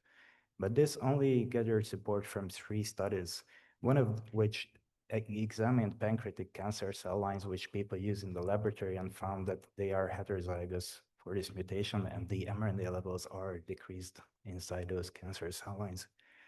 The second examined a functional enhancer variant, which is a 5' variant found within the haplotype, and found that, yes, this is associated with decreased mRNA level. However, since this was studied in isolation and not in the context of the haplotype, the evidence from this is circumstantial at best. And really the most important study was a recent paper by David Whitcomb's group, which funnily enough didn't even focus on this problem, but they casually mentioned that they have 3 heterozygous patients, all of whom had reduced mRNA expression. So we decided to follow up on this, and for this we used the prospective observational study of TPIAT, or the POST study, from which we had access to RNA from patients with available genetic testing results. So this meant that we could select 21 heterozygous patients, all of whom had previous AP or recurrent acute pancreatitis, and 80% of them had confirmed chronic pancreatitis. And why it was important that we selected heterozygous cases is because it meant that we could measure the relative abundance of the N34S allele compared to the wild-type allele, which we used as an internal control. So what we did, we took the RNA from patients, rewritten them to cDNA, and we also took defined mixtures of the wild-type and the N34S allele. And this is important because let's say you mix these in a 50-50 ratio, you do the experiment, and the experimental readout says that the mix contains 60-40, then your experiment is biased and you need to control for that. So we PCR amplified these 2 sets of samples and did the analysis with 3 different methods. One of those was Sanger sequencing, the other one was nanopore sequencing, and we also did the restriction fragment analysis. And all of these, we first took the defined mixtures, generated a calibration curve based on that, and then normalized the experimental readout from the patients to this calibration curve. And to walk you through how it looks in practice, I'm going to show you the restriction fragment assay. which is based on the fact that the mutation actually introduces a cleavage site for one of the restriction enzymes. So if you digest the PCRs with this enzyme, this means that the N34S allele gets cleaved in two, while the Y type doesn't. So you can see the agarose gel for a calibration curve that we did. The columns from the left to right contain increasing amounts of N34S allele compared to the Y type, and the rows represent the Y type on the top and the cleaved N34S alleles on the bottom. So if you do this, you can actually plot the ratio of the band intensities relative to the percentage of N34S allele they contain, and you get this really nice calibration curve, which you can in turn use to define how much N34S the patients contain. And you can see on the bottom the patient samples. The fourth column actually contains a homozygous patient sample, which we used to control whether, or to check whether the digestion was actually full or not. So when we did all the experiments, we were really surprised to find that there were very little heterogeneity, both between samples and between the different analysis methods. So you can see on the plot that we found that relative to the 100%, which we set as the Y type, the N34S allele was only about 40%. If you calculate this back to how much total SPINK1 mRNA these heterozygous carriers had, it meant that they have about 70%. And if you calculate the homozygous cases based on this, although this is only calculation, we did not directly measure it, this means that they would have 40% of the total 100% mRNA, which agrees really well with the recent notion that if you lose 50% of SPINK1, you will get chronic pancreatitis. So in conclusion, we definitely showed that the pathogenicity of this SPINK1 N34S allele is indeed caused by the reduced levels of the SPINK1 mRNA. And with this, I would like to thank you for the attention, and I'm open to any questions you have.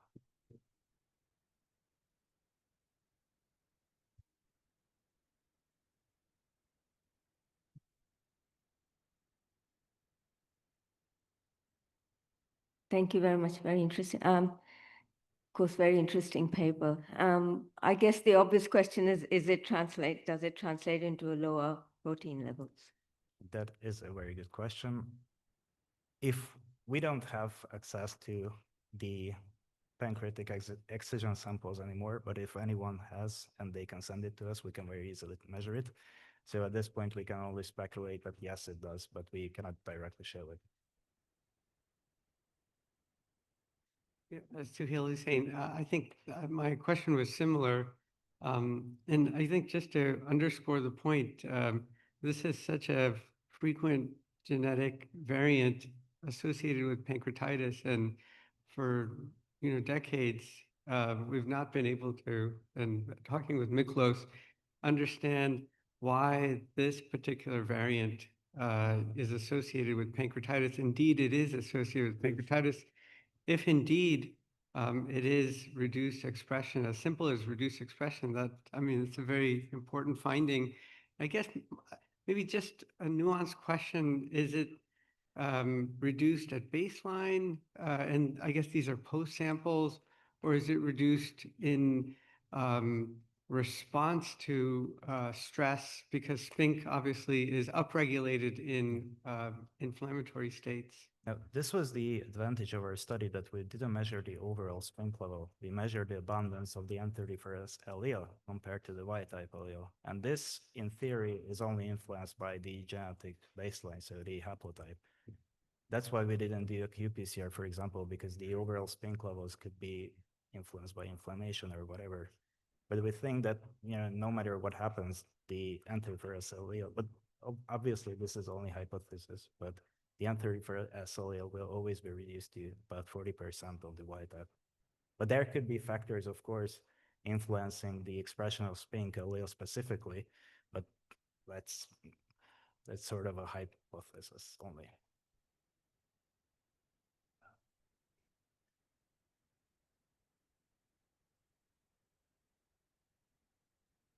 All right, the next abstract will be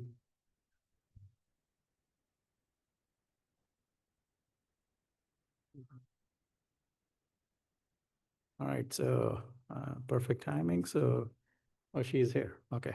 All right, so Dr. Apte was going to present, but the student is there now. So Dr. Pina, she's going to present the abstract titled Exosomal RNAs derived from plasma reveal PRKG2 mRNA as a potential biomarker of pancreatic cancer in diabetic patients. Please.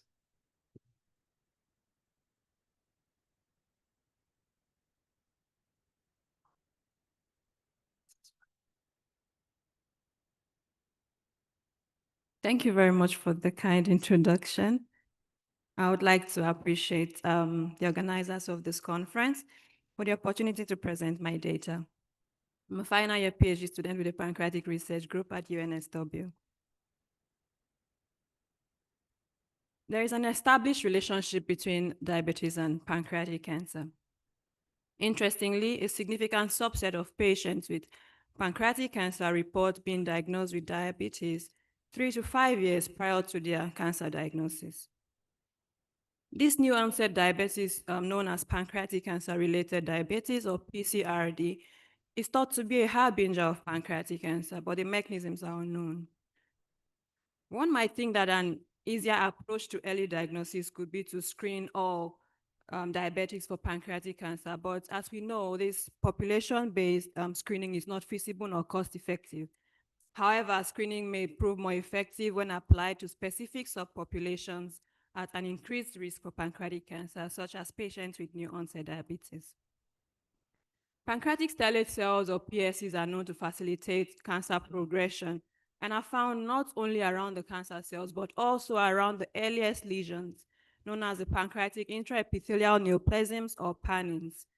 Therefore, we hypothesize that interactions of stellate cells with cancer cells or PANNs lead to secretion of factors that are carried by exosomes that activate stellate cells around islets, resulting in decreased beta cell function or impaired insulin signaling in peripheral sites.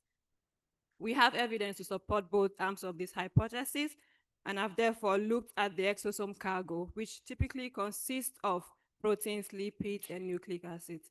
And for this presentation, I'll be focusing on the RNA cargo of these exosomes. Using RNA-seq methodology, we identified 3 potential biomarkers, including PRKAG2, SNOD14A, and PICAM. These 3 were selected because they were differentially expressed in mouse and human stellate cell and cancer cell-derived exosomes compared to cancer cell exosomes alone, showing their involvement in tumor stroma interactions.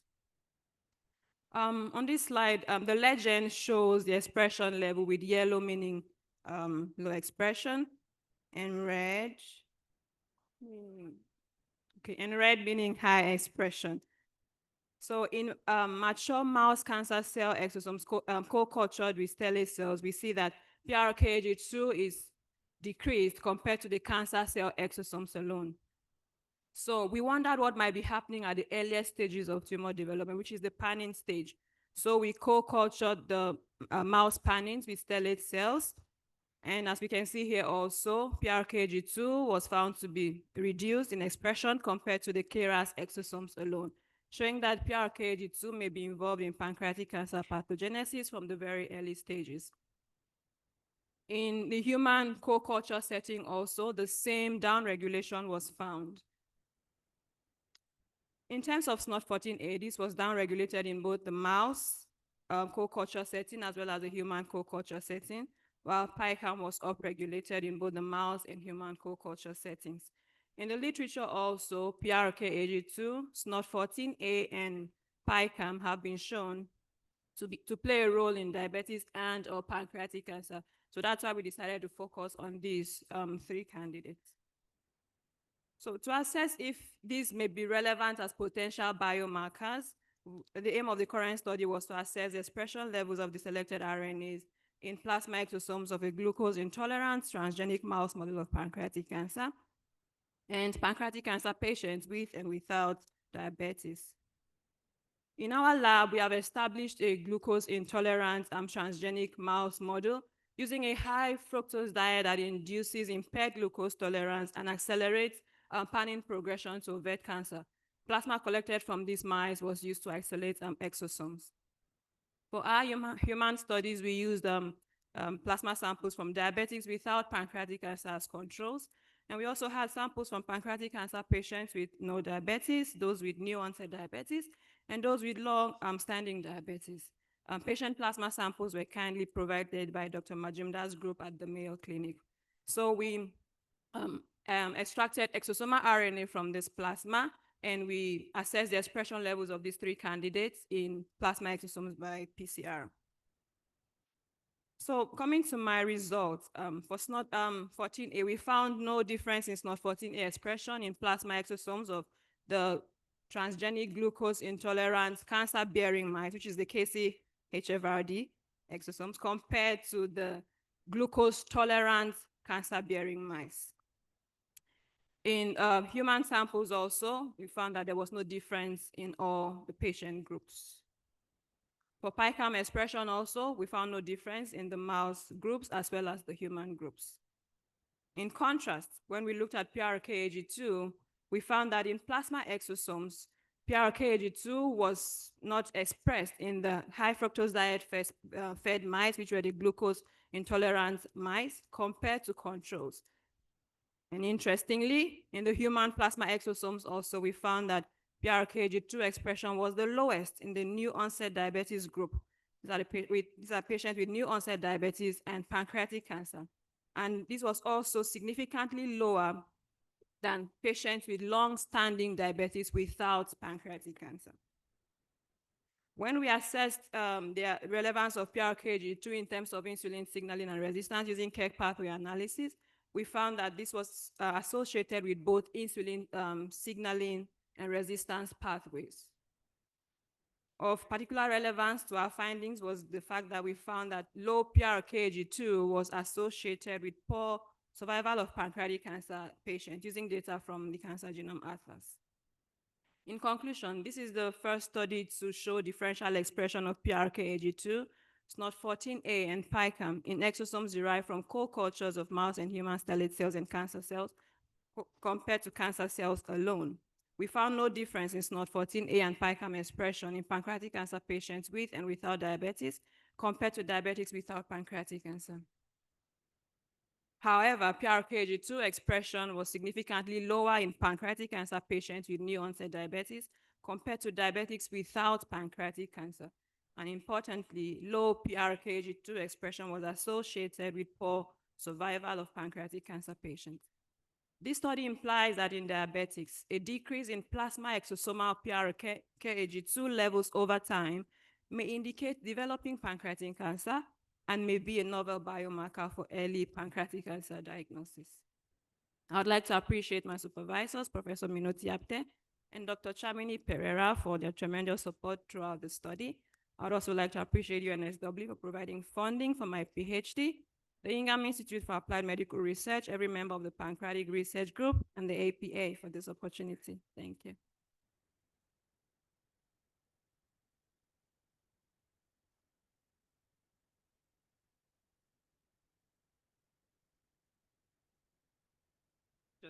Just a naive question. So which cell type are the exosomes derived from?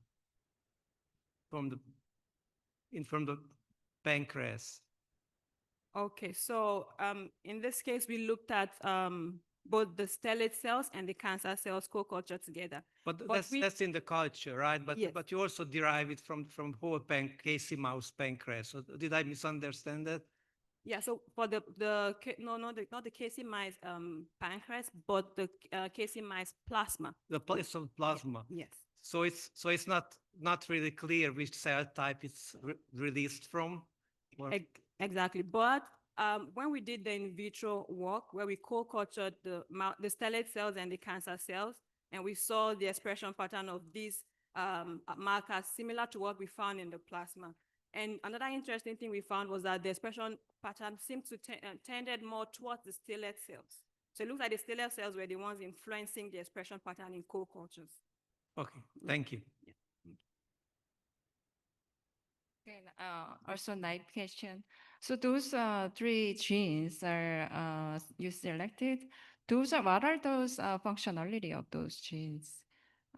Is it related with cancer or diabetes? Exactly. So one of the reasons we focused on these three was because they were related to both diabetes and pancreatic cancer. I see. Yeah. And then what about those levels in non-exosomal, parts?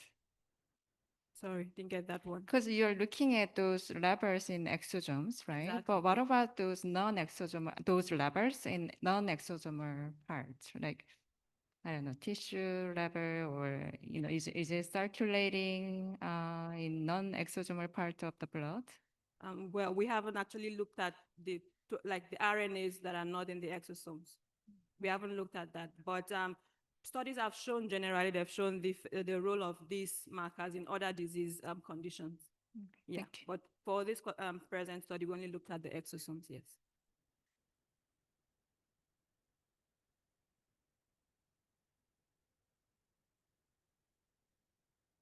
So our next talk is going to be given by Dr.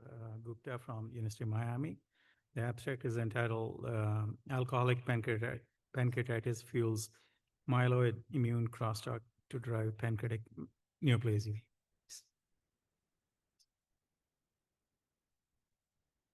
Good morning, everyone. First of all, I would like to thank AP organizers for giving me this wonderful opportunity to present my work here. And today I'll be talking about our work on alcoholic pancreatitis, how it fuels myeloid immune crosstalk to drive pancreatic neoplasia. Chronic pancreatitis is one of the leading cause of GI-related hospitalization, which are often associated with heavy alcohol consumption. This persistent inflammation is often damages the pancreas, but also increases the risk for pancreatic cancer. And we know how alcohol drives the inflammation, but how does it speed up PDAC progression is still not clear. One key process is SNR2 metaplasia, which is an adaptive response that helps to protect pancreas from an injury, but in presence of a chronic inflammation or KRAS mutation, these ADM become irreversible into a PAN information as well as which are the kind of precursor for PDAC. This link between the alcohol-induced inflammation and accelerated PDAC development is not fully understood. If we understand this link, will provide a huge therapeutic target which can block the PDAC progression. And this study is in a step in this direction. So to study the alcoholic chronic pancreatitis mediated early neoplastic transformation, we use genetically engineered KC mouse model, which has the activating FLOX KRAS G12D mutation. So when we give the mice tamoxifen injections, they express the mutant KRAS form in the SNR cells of the pancreas. And after that, we induce the alcohol diet along with the cellular injection to induce alcoholic chronic pancreatitis in presence of KRAS G12D mutation. As expected, these ACP-induced KC mice have increased pancreas weight, which is kind of reflecting ongoing inflammation and tissue remodeling. More importantly, when we look at the tumor latency, we found these ACP-induced KC mice have average on malignancy formation around 5.81 compared to the control mice, which is around 9.7 months. More importantly, when we look histologically in these pancreas of these mice, what we found that the control KC mice have the most of the pancreatic SNR cells preserved, and they have some early penin formation, but the ACP-induced KC mice have advanced mixture of both low-grade penin as well as high-grade penin, along with the loss of SNR structures, which were further, when we look at we found observed increase in the CK19 staining, Alcian blue staining. We see the increase in the alpha SMA positive fibroblasts along with extensive extracellular matrix deposition, which is kind of telling us that in these ACP-induced KC mice, there is an extensive fibrotic and ductal remodeling is going on. Our lab has focused previously, again, a lot of transcription factor mediated signaling. We have previously shown that the GM-CSF mediated CRAB activation has been crucial for smoking mediated chronic inflammation and tumor progression. So we also, in our alcohol inflammation-based C57 Black 6 mouse model, what we did the screening for kinase pathway, the different signaling molecules which get phosphorylated. We used screening, and the CRAB phosphorylation at the serine-133 was come out as one of the top target. So we decided to test the CRAB activation in these ACP-induced KC mice, and we found that they have a strong staining for phosphocrab, which is saying that it is the crab activation. But more importantly, what we found that even we stop giving them the alcoholic pancreatitis, and they are the mouse in the recovery phase, the crab activation was sustained, which kind of maintaining some kind of inflammation process. Furthermore, to look at the clinical significance, we look at the chronic pancreatitis as well as the PDEX samples. We found those have significant crab activation. More important to establish the role of crab in tumor progression, what we did, the genetic SNR-specific crab knockout mice coupled with the KRAS mutation. And what we found, these mouse have pretty much normal pancreas. If you compare the 5-month-old KC mice pancreas, it has ADM and penin, while the KCC mice, which is the crab knockout mice, have pretty much normal pancreas. Even in the late stage, you see starting some of the penin formation in KCC mice, but it was damage is much lesser compared to the KC mice. Even when we do in alcoholic pancreatitis in these mice, you can see that the KCC mice which are induced with the ACP have most of the SNR cells are preserved. They have increased. When we look at the H&E staining, CK19 and Alcine blue staining, we found that most of the SNR is preserved. They don't see that much desmoplasia. And when we look at the tumor latency, these ACP-induced KCC mice have average malignancy formation around 14.5 months compared to the 5.8 month in the ACP-induced KC mice. So to summarize in this part, we found that this alcoholic-mediated crab activation is promoting SNR to ductal metaplasia, which in presence of KRAS G12D mutation causing the tumor development. But when there is no crab presence in the SNR cell, this transition is stopped. So further to understand how the crab is affecting immune cell mediated response, we did single cell sequencing analysis, and from GSE pathway analysis, we found there is a significant modulation of myeloid mediated immune response, which kind of indicating that crab is affecting the myeloid activation. And when we look at the crab, the single cell analysis and the single cell cluster analysis, what we found there is a significant infiltration of presence of neutrophil in the ACP-induced KC mice compared to the KC control mice. We further validated using the Ly6G antibody for the immunohistochemistry, and as you can see, there is a significant increase in Ly6G staining in the ACP-induced KC mice. More importantly, when we remove the crab from the SNR cell, which is the KCC mice, and when they are induced with the ACP, the increase in the Ly6 staining goes down significantly, which indicates the crab is driving this neutrophil infiltration. When we did the serum cytokine array analysis with these mice, we found the CXCL1 cytokine was significantly upregulated in the serum of the ACP-induced KC mice compared to the control KC mice, which we further validated by using the immunohistochemistry using the CXCL1 antibody. As you can see, the ACP-induced KC mice pancreas have increased CXCL1 expression. And more importantly, when we did the crab chip sequencing analysis, we found that the binding site for the crab on the CXCL1 promoter, which indicates that the crab is driving the CXCL1 expression. And when we deplete the crab from the SNR cells by using the KCC mouse, we suddenly, in those serum, we found the CXCL1 expression goes down significantly, and which we further tested using this immunohistochemistry, the CXCL1 expression goes down significantly. More importantly, then next we did the differential expression gene analysis in the neutrophil cluster of ACP-induced KC mice, compared them with the control KC mice. What we found that these neutrophil express CXCL21, which is another chemokine which is responsible for neutrophil migration, and also the increase in the IL-1RN expression. And when we look the single cell cluster analysis, the neutrophil are predominantly expressing this IL-1RN expression. This IL-1RN is a more pro-tumorigenic cytokine which allow tumor to grow. And this was confirmed by, if you look at the ACP-induced KC mice compared to KC, was significantly increased in the ACP-induced KC mice. And which we further validated using our in vitro experiment. What we did in that is we put conditioned media of the KC cell induced with culture with alcohol and celerin, put it on the neutrophils. And then we performed the qPCR and cytokine array. And there we found that the IL-1RA expression, which is like a protein counterpart for the IL-1R1, was significantly upregulated. And when we block this by putting the AZD5069, which is a CXCR2 antagonist, this expression of IL-1RA goes down significantly. Apart from neutrophil, we also find there was significant accumulation of macrophages. We further validated by using the histochemistry with F480 expression. And when we look deeper on those macrophages, we found these macrophages have increased expression of M2 phenotype like Arg1, CD206, FA. And when we look at those in the CRAB knockout mice, these CD206 positive macrophage cells goes down significantly, again, highlighting the role of CRAB in driving the M2 phenotype in these tumors.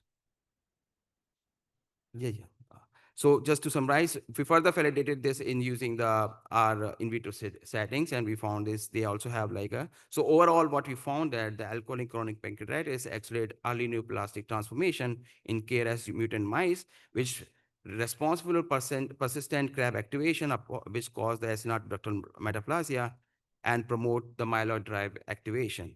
And these CXCL1 IL-1RA create a pro-tumorigenic environment which allow tumor to grow. With this, I want to thank my mentor, Dr. Nagaraj Nageteli, all the lab member, all the collaborator. Also want to thank Dr. Surya, who's been a tremendous in my guide, my training for pancreatic biologists, also all the funding agency. Thank you.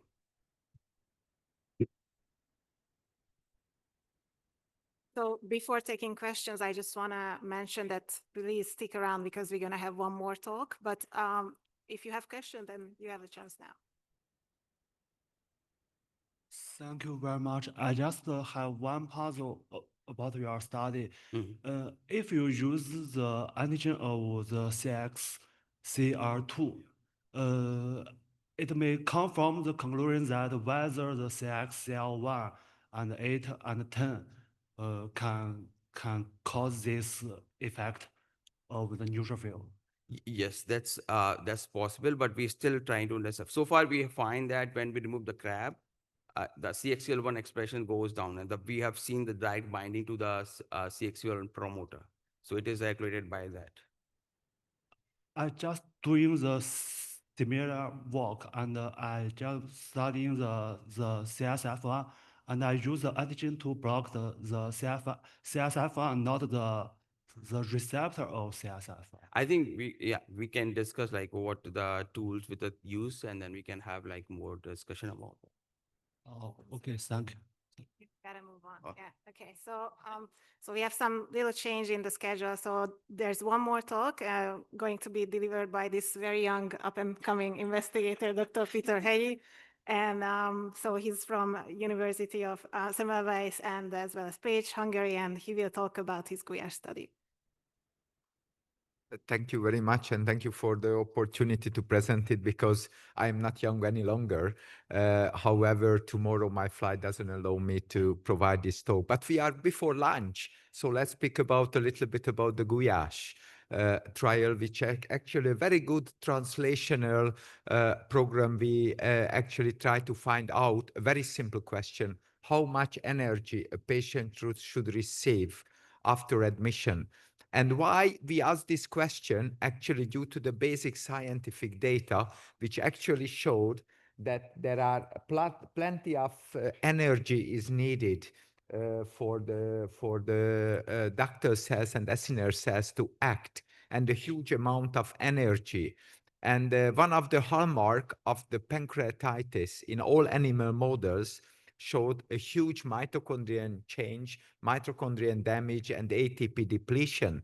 And therefore, we ask the question, if we restore the ATP with some energy possibilities, how it will act. Another study also from the Liverpool group and also from the Szeged group showed if we restore the ATP to the cells, the CFTR functions come back. Also, the zymogen granules start secreting acinar cells, and no cell death can happen. So everything we're suggesting that delivering energy to the cells could be helpful. So after the basic science and preclinical start, we did meta-analysis as well, and exactly the meta-analysis showed the same, both in severe and mild pancreatitis, providing enteral feeding with high energy actually could be helpful for the patients. And even more, what we have done, we looked at our own cohort. And our own cohort, we actually looked at those patients who received early enteral tube feeding versus those who didn't receive. So this the earlier methods not to give energy to the patient. And what we could see that the amount of moderately severe pancreatitis decreased, the length of hospitalization also decreased, and also the mortality decreased.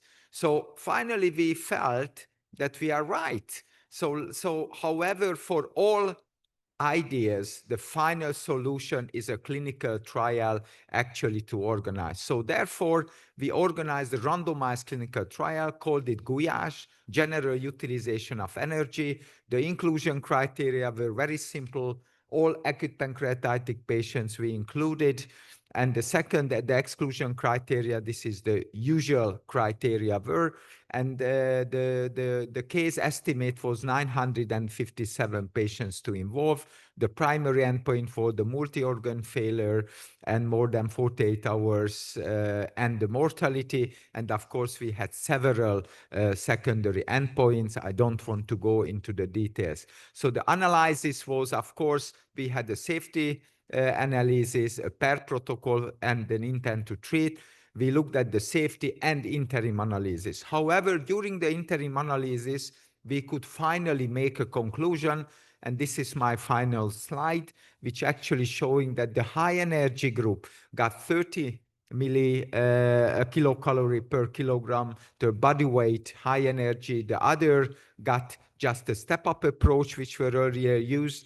And unfortunately, what we could see that the mortality and severe AP, there were no significant difference between the group. However, concerning organ failure, it was really suggesting that high early energy can elevate the organ failure. So like in the Waterland study where they used high amount of volume, it was exactly the same. So high amount of energy was not beneficial. It was a really, really disappointing, but a very important message for us that if you have interventional idea, only the randomized clinical trial can either prove or reject your idea. So I am very thankful for the working group. It was an 8-year study. We finally got the bad news, but we know that high amount of energy at the early phase is not beneficial for the patients. Thank you.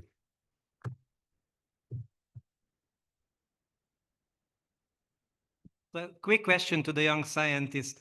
You started with basic science. So can you speculate why the study failed? You have any ideas how to improve it, extend it, redo it, or abandon it? Yeah, it's a very good idea. I think one thing I learned in recent years that there is no disease like acute pancreatitis. We have subgroup of patients with completely different disease onset. So like alcoholic pancreatitis for a 75-year patient is completely different than a bile-induced pancreatitis for a 22-year patient. We haven't done a subgroup analysis for the whole project to look at which subgroup of patients might get benefit. Of course, if we will find one, and it could be like the hyperlipid or alcohol-induced pancreatitis where the ATP depletion were proved in basic science, then additional study may be organized for a subgroup of population in AP. So thank you, Peter, for an incredible study. As you know, it's an area that I'm very interested in. So coming from Liverpool, where we did some of the work, but based on the last question, I was wondering what your thoughts were to explain the findings related to the fact that the provision of energy and ATP may actually have contrasting roles dependent on the cell. So for instance, if you provide high energy here, you may be actually providing more energy for pro-inflammatory cell responses that could explain results as opposed to necrosis. You are completely right. We have more questions than answers at that stage. We believe that if you restore, we elevate the glucose level. Actually, the idea came from a study on myocardial infarction when they use continuous glucose and insulin as well. So they bring the glucose to the cells. And we also proved in this study that the glucose level was, of course, higher in the group where the higher amount of energy were used. So it means we definitely the glucose and an insulin and everything were there, but it didn't work. Yeah, thanks so much. I just wondered, have you reconsidered the major micronutrients calorie in like whole high energy group versus low energy group?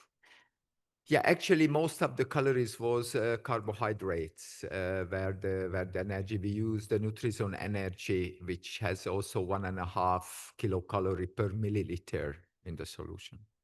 Thank you. Thank you so much. So I'm a CFTR person, so I'm going to ask something about CFTR. Did you look at the mutations like variants of CFTR, which you predict would have loss of function? And then Yeah, we haven't looked at for these 400 patients. Okay. Yeah. Thank you.